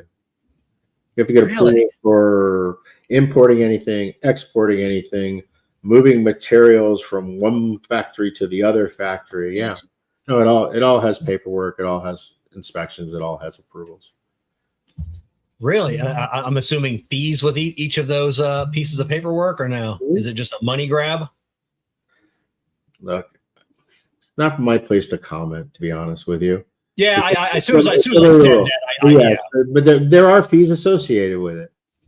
Okay, it's not my job to question what the Nicaraguan government decides or doesn't decide. It's their country, their land, it's their people. You know, what I have to do is I have to, as a guest, I have to comply with the rules and regulations, even when maybe I don't always understand them or agree with them. It's really not my place, to be honest with you. And so it is what it is. But yeah, it makes things slow. So it makes it very hard to and we're still having shipping kinks after C19. They're not all worked out of the system. I mean, there's a lot. Really? Yeah. It's still things are still not super smooth. So it's very hard to say, are the cigars ready? Yes. Are the boxes done? Amazingly, they're done, which is a miracle because that never happens. Right? You know what I mean? It's like all the products, all the components, all this and that, but still can never guarantee November. Just can't. There's no way you can. Wow. Yeah. So is there one kink that is it, I was getting it out of the country, getting it into the country, just shipping it from, I'm assuming you import from Miami and then up to you. Is there one specific kink, or is it just? He just told you. No. I mean, I said just kinks in shipping. I didn't know if it was just No, but one what I'm saying particular. is just everything's running a little behind, and it all just kind of steamrolls. Mm. It builds up like traffic. You know what I mean? Yeah. Okay. Slow part on a freeway, and you got a gazillion cars. Even a little slowdown just to 25 miles an hour can literally cost 6 miles of just bumper to bumper traffic. So if there's a lot of these documents that have to be approved and stamped and this and that, and they start to run a little behind, it just seems to keep running a little further behind, which then means I can't guarantee when something's actually going to arrive. There's just no way to do it. Right. Okay. I mean, it makes sense. Now, when you get, when you get the cigars, you finally get them in your warehouse. Are you inspecting the cigars? Like, because I know, you use your psychrometer. Because I know. What we'll do is we'll randomly pull some sample boxes. Look, cigars were already inspected before they got packed. Yeah. Right. So it's really a question: did anything get damaged in shipment? Because everything's inspected when it's going in the box. Because you can't inspect all the boxes when they land, because that would have you cutting open the boxes, and consumers don't want to buy boxes that have been cut open. Right. So we spot check. And look, if there's something that we have a particular interest in, then, we'll go a little deeper in that. But no, for the most part, it isn't necessary to go through these cigars one by one. That's what we do down there. Okay. The DTT archive release number 2, Todos Las Dias double wide. Everybody's been talking about this cigar, like the return of the Todos Las Dias. Limited engagement. In fact, we haven't even taken any orders from the retailers for that. I really have to do that. So I'm assuming they're ready. Same thing, just ready to be shipped. No, those are being made now. Okay. Yeah, those cigars are for January. Okay. Oh, So And next year. it's Todos Los Dias, so you want a little bit. I want a little bit on the younger side. Oh, this is a good question, even though I know the answer to this one. Is there a cigar that you have rolled exclusively for your personal use that isn't in production for whatever reason? So what ends up happening is I'm making all these sample blends, and I'll latch into one, and then I'll end up smoking it maybe for a year, but eventually I end up selling it because I'm greedy. So, so that's kind of just the way it is ultimately working. So at any moment, is there something personal? Yeah, I'm smoking a lot of that word of Saka that's going to be in the deep cut sampler, right? It's kind of captured my attention. This year, the Fiddlehead captured my attention. Mm-hmm. I'm surprised at how good the fucking Fratanga is. Great fucking cigar. Fratanga is like genuinely like a great cigar, right? And then you sprinkle in those, the lousy Year of the Duque and the terrible Salida Red, and you know what I mean? And it's like I'm like drowning in good cigars to smoke right now. That Salida Red, when I first tried that at the beginning of the year, and that cigar, I'm actively trying to find a cigar, and I've said it many times in type and then in word. I'm actively trying to find a cigar better than that for this year's cigar of the year, and I tell you, it is tough. And we got this exclusive kind of lamb dropping that's really good. We got the Leche Burro still coming out. Ronnie, of course, is going to just berate all of us with Don Derma head to toe. And there's even a battle box of 2 different sizes that are one different size, but half is the Don Derma blend and half is the Golden Child blend. So, it's just when I start to think about how much there's still left through the end of the year, it is kind of crazy. Because we got the holidays too. Yeah, and I'll get that in a second. But I want to know on that Salida Red. I just had to. I went online to over at Smoke Inn, see if they had any more. And it's a dumb question, but it's just I look at it, I'm like, why is that cigar so expensive? You're none of your cigars are cheap. You have more expensive cigars. You got less expensive cigars. But what is that cigar that it just. In the why is it so expensive, Steve? It's like the Brulee Blue. It gets better sort, better selection, the best grade of everything, which means you're going through material that you've already sorted that was deemed for production, and you're having to go through it again so you can pull out this, and then you're going to have a unique blend, slightly different but unique, and you're going to age it a full year. So you're going to spend the money. You're going to be spending money 16 months earlier, because by the time that production ends up in the cool room, ends up in being stored for a year, then ends up getting packaged, it's about 16 months to the point that I started spending money to I have any hope of maybe selling that shit to get any of that money back. So yeah, it's more expensive. It's just the way it is. Absolutely fantastic. I can't smoke enough of them. They are they're just fire right now. Question is it worth the extra $2 to you? It really is. Great. And if it isn't, then it isn't. There's nothing I can do about it. But yeah, I don't know.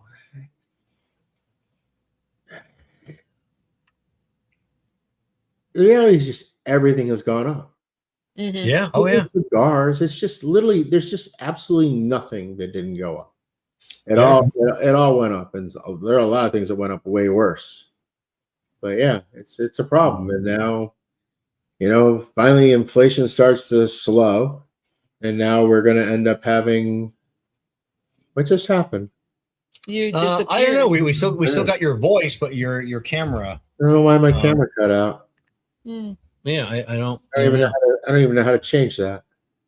I don't know. Maybe if it cut out, maybe it'll come back. How about this? There you go. You have a green screen now. I have a green screen now. You got a Candela background. Yeah. You got That's it. I don't know why I lost my little fancy display thing. I'm gonna screenshot. Kerr, you got to screenshot that and put a Candela, in the background. So you mentioned the essential sampler. What's the for people that might not know what that is? Can you tell us what the sampler is and when that's going to be hitting? Yeah, again, I'm not exactly sure. It should be hitting next month. I mean, there's basically 2 samplers. There's an essential sampler, which is like basically the Toro from all of our core blends.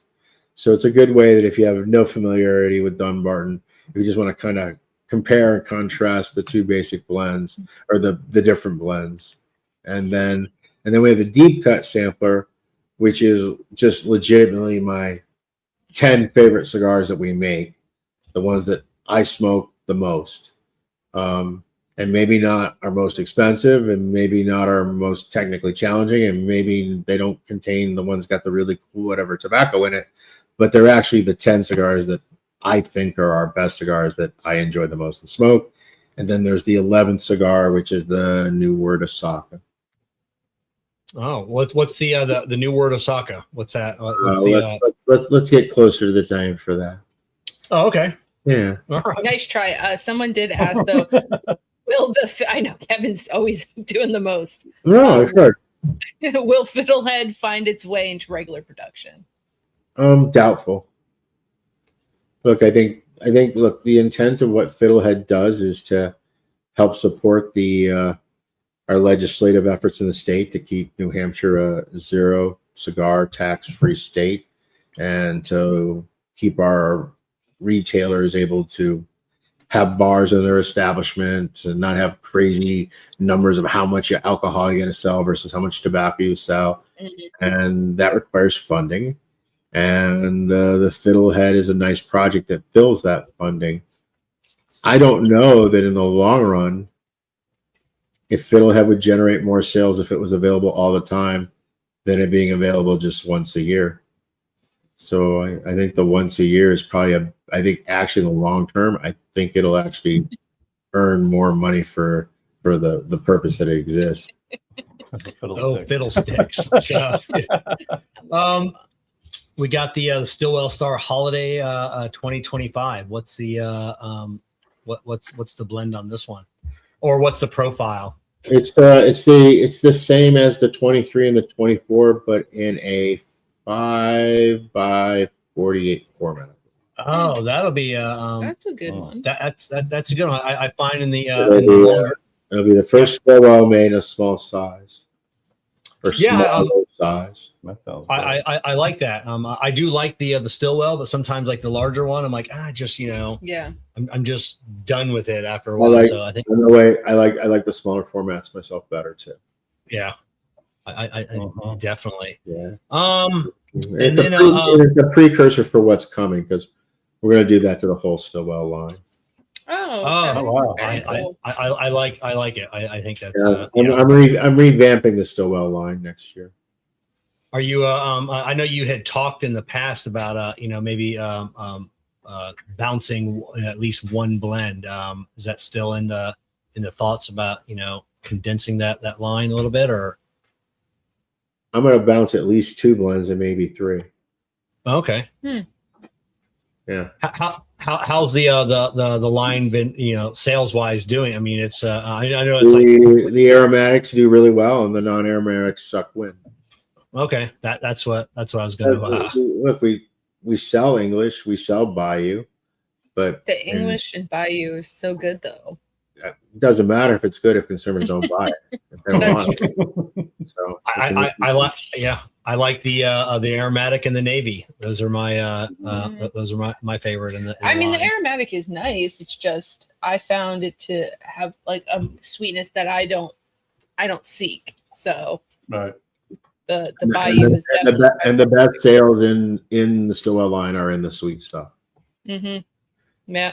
Even in a cigar that isn't sweet tipped, just the sweetness in the casing and the pipe tobacco is enough for them to find it appealing. So yeah, I'm gonna lean into what people want and what they do, what they want to buy and what retailers want to carry, and can't ask them to carry 2 cigars that, even though I know they're really, really good, they're not selling. Yeah. No, it makes sense. And at the same time, they're not cratered. I'm not like, we're still selling both of them, but we're about to run out actually. So, and my hope is that some point we're going to run out of everything. And then I think I'm hoping that we'll be out of all of it by the time we get to the trade show next year. I'm hoping. We'll see. Now you had mentioned the Kanalam. That's for Harrisburg Beer and Wine. Kerr, you were just there not too long ago. What's that? What's that mean? Kanalam. Kanalam is gonna make me look this up. Kanalam. I want to get this right. Give me a moment. I know I have a note on this somewhere. And I can tell you the basic story, but I can't tell it with the right dates.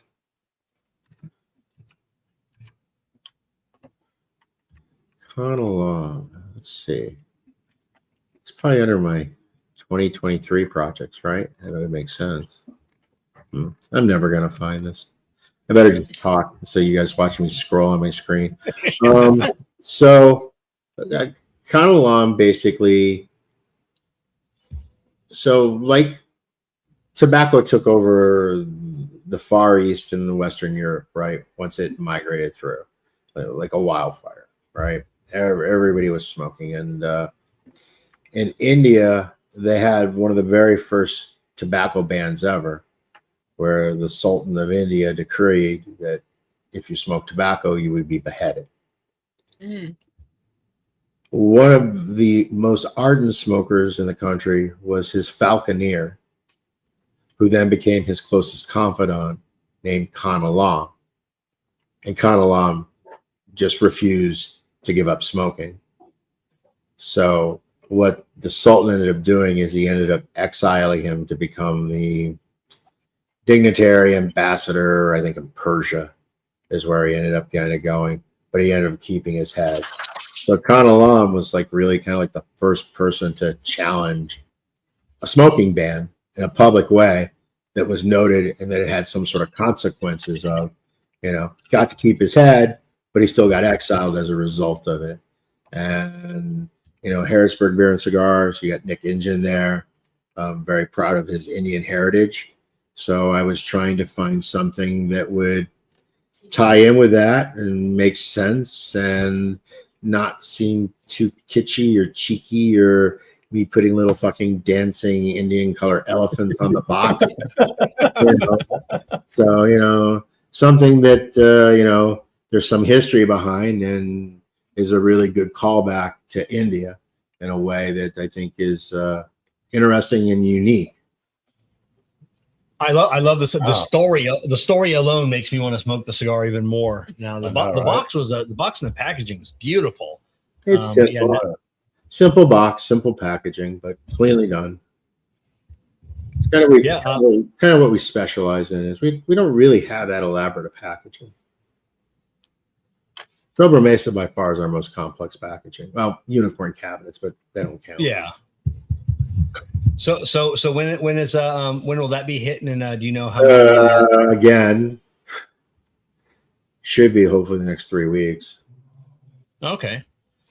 So what about the Saka Khan statue that you've teased a couple of times? I know everybody's just so. I mean, God, eBay's gonna be full.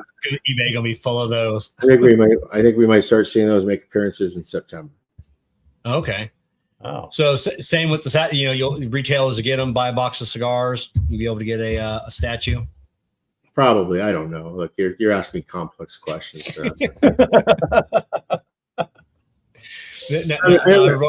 don't even know how we do what we do now. So you're like, you're asking me to decide how we're gonna do something that I have no clue how we even do. Yeah. So what about 2026? I know that this year seemed to be light for you, and unless I'm mistaken on special, unlike exclusive blends for retailers. It seems like you've had. Am I wrong on that? You've always had more in the past. 2025 seems to be a little. So here's the thing. I don't want to keep doing these exclusives. I'd rather them just kind of come and go. It's more fun for me that way. It lets me spread the love to other accounts that deserve love, but they just don't die. Okay. And I guess that's a good thing that they don't die, but it also means that I can't beat the drum on 8 different things every year. because it's not fair to the people that waited 3 years to get theirs, like Candela, right? So basically the way I tell everybody is, listen, you got to get out of this. You're going to sell it out in 24 and 48 hour mentality. You've already had that benefit 3-4 years in a row. Okay. You have to start thinking about this more as a cigar that you're just going to, you're going to have a launch date when it's available, when the new come in, but you're going to just keep it in your shop and make it a house cigar, because you can only beat that drum so much. And there's no value in it for me in any way whatsoever. So that came with them kind of having to agree that I'm not going to try to hit their deadlines, because it's impossible trying to make these things arrive when they have their launch thing around it. So it's kind of like, there's more Barbara Maria this year. There's more U-Boat. There's definitely more Don Derma. I mean, so a lot of this stuff is getting made, just not being as vocal about it, and the retailers are just going to have to look. If it turns out that without the fanfare, they can't sell it, then great. We'll just stop making it. It's not a problem, because then it opens up the ability to make something else for somebody else. Yeah. So what about I know every now and then you hear someone about frog juice at Jeff's shop. Will that be coming back? Or? That's on the calendar for next year. Okay. How's next year's schedule looking? A ton more stuff, or? I'm not sure yet. Depends how I feel. There could be a ton more. There could be a ton more stuff, but maybe not. All right, that's fair. Yeah. I think that's all the questions I have. I told you. Hallelujah! Good God, where are we at? 9:31. Not too bad. 2 hours even. I told you. I said we try and keep it. It felt a hell of a lot longer. Yeah. Yeah, when you start talking about Lanceros, it can feel a whole lot longer for sure. You know what? These black unicorns, these are really good. These are cheaper. We got Cody here. I don't know if Steve look at it because the cabinet was damaged. A little coffin. Yeah. What do you think about Fuente's possible Cameroon scare? I don't know if Steve can comment I'm not really on following that. Does this have to do with a Marifel relationship, or is it two totally separate things? I don't know. I don't know either. I know I wonder if Coop covered it on KMA. Yeah, he talked about something about their Fuente's taking the international distributorship of his cigars in house.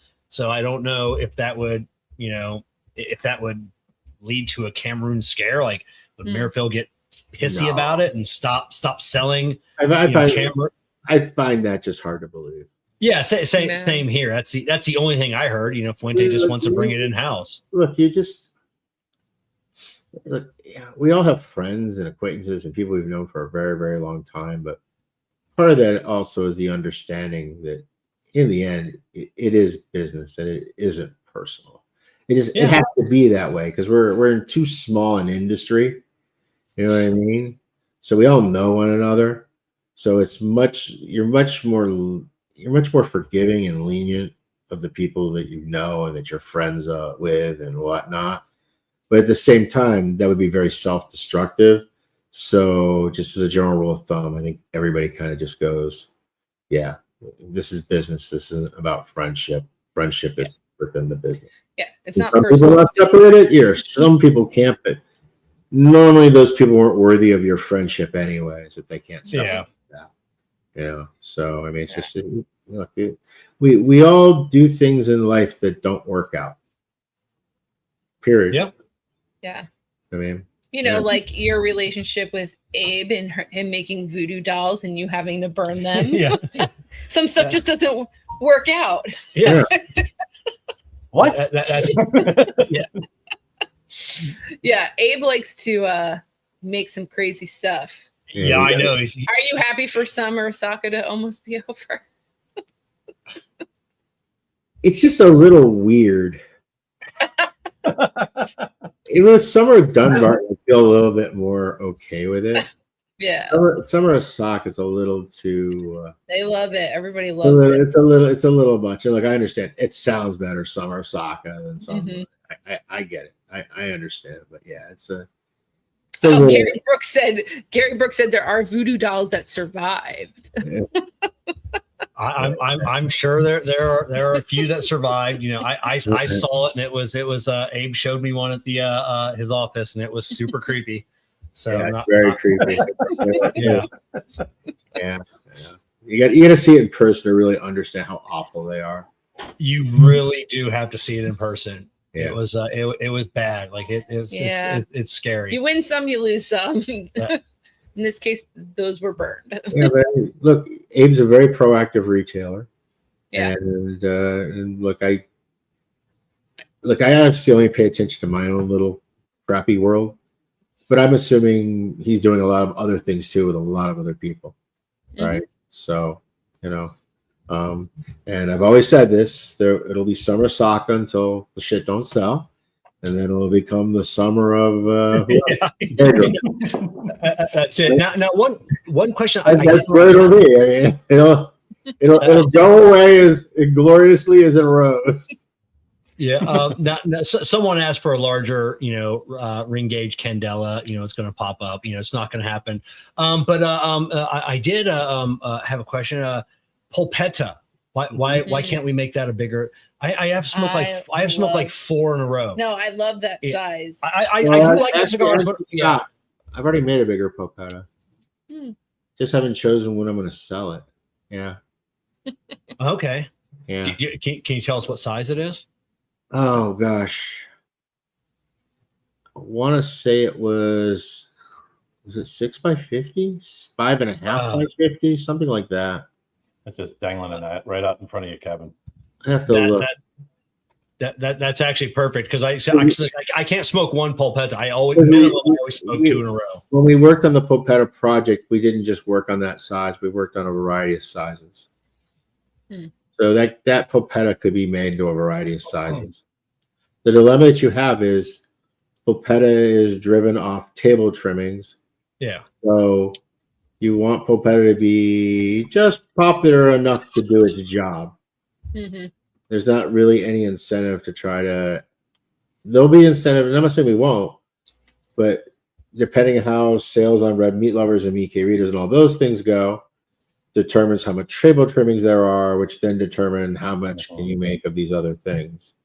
So same reason, look, in the beginning, we would go 3-4 months, there'd be no umbagogs at all because we had no wrap. We didn't have enough wrapper that was ugly enough to use to make umbagog. And we were just stacking it for months and months. Oh, we have enough ugly wrapper. Okay, let's make umbagog. And now umbagogs are all the time because we're making so many of the other cigars that we're buying that much more material. Hence, we're getting that much more ugly material. Therefore, more umbagogs, they become consistent. So that's what it would take for Polpetta. So if the larger size of Polpetta gets released, it'll be because I'm getting enough table trimmings that now I need another home to try to dollar cost average against for those. But there's no incentive for me right now to make the larger Polpetta because we're not keeping up with Polpetta orders as is, so we're already behind on those. Let's okay. One of my go-to Yvonne says stop. So yes, our job is to make your job harder, Yvonne. So, yes. So, all right. I think that's all we got for tonight. We'll keep it nice, short, and sweet. Yes, we'll let you go. Steve, I want you to hang out because I have a personal question for you after the show. All right, everybody. Hopefully this has been an enlightening evening. You'll see Kerr and I back this Monday night on the Puff and Ponder podcast, and maybe we'll get Jessica to join us one night. Maybe not. Maybe not. So, all right, everybody. But Jessica, you are a ray of sunshine in this whole. Yeah. a rose amongst the thorns, Jessica. Yeah. Aw, appreciate it. Well, I appreciate you coming.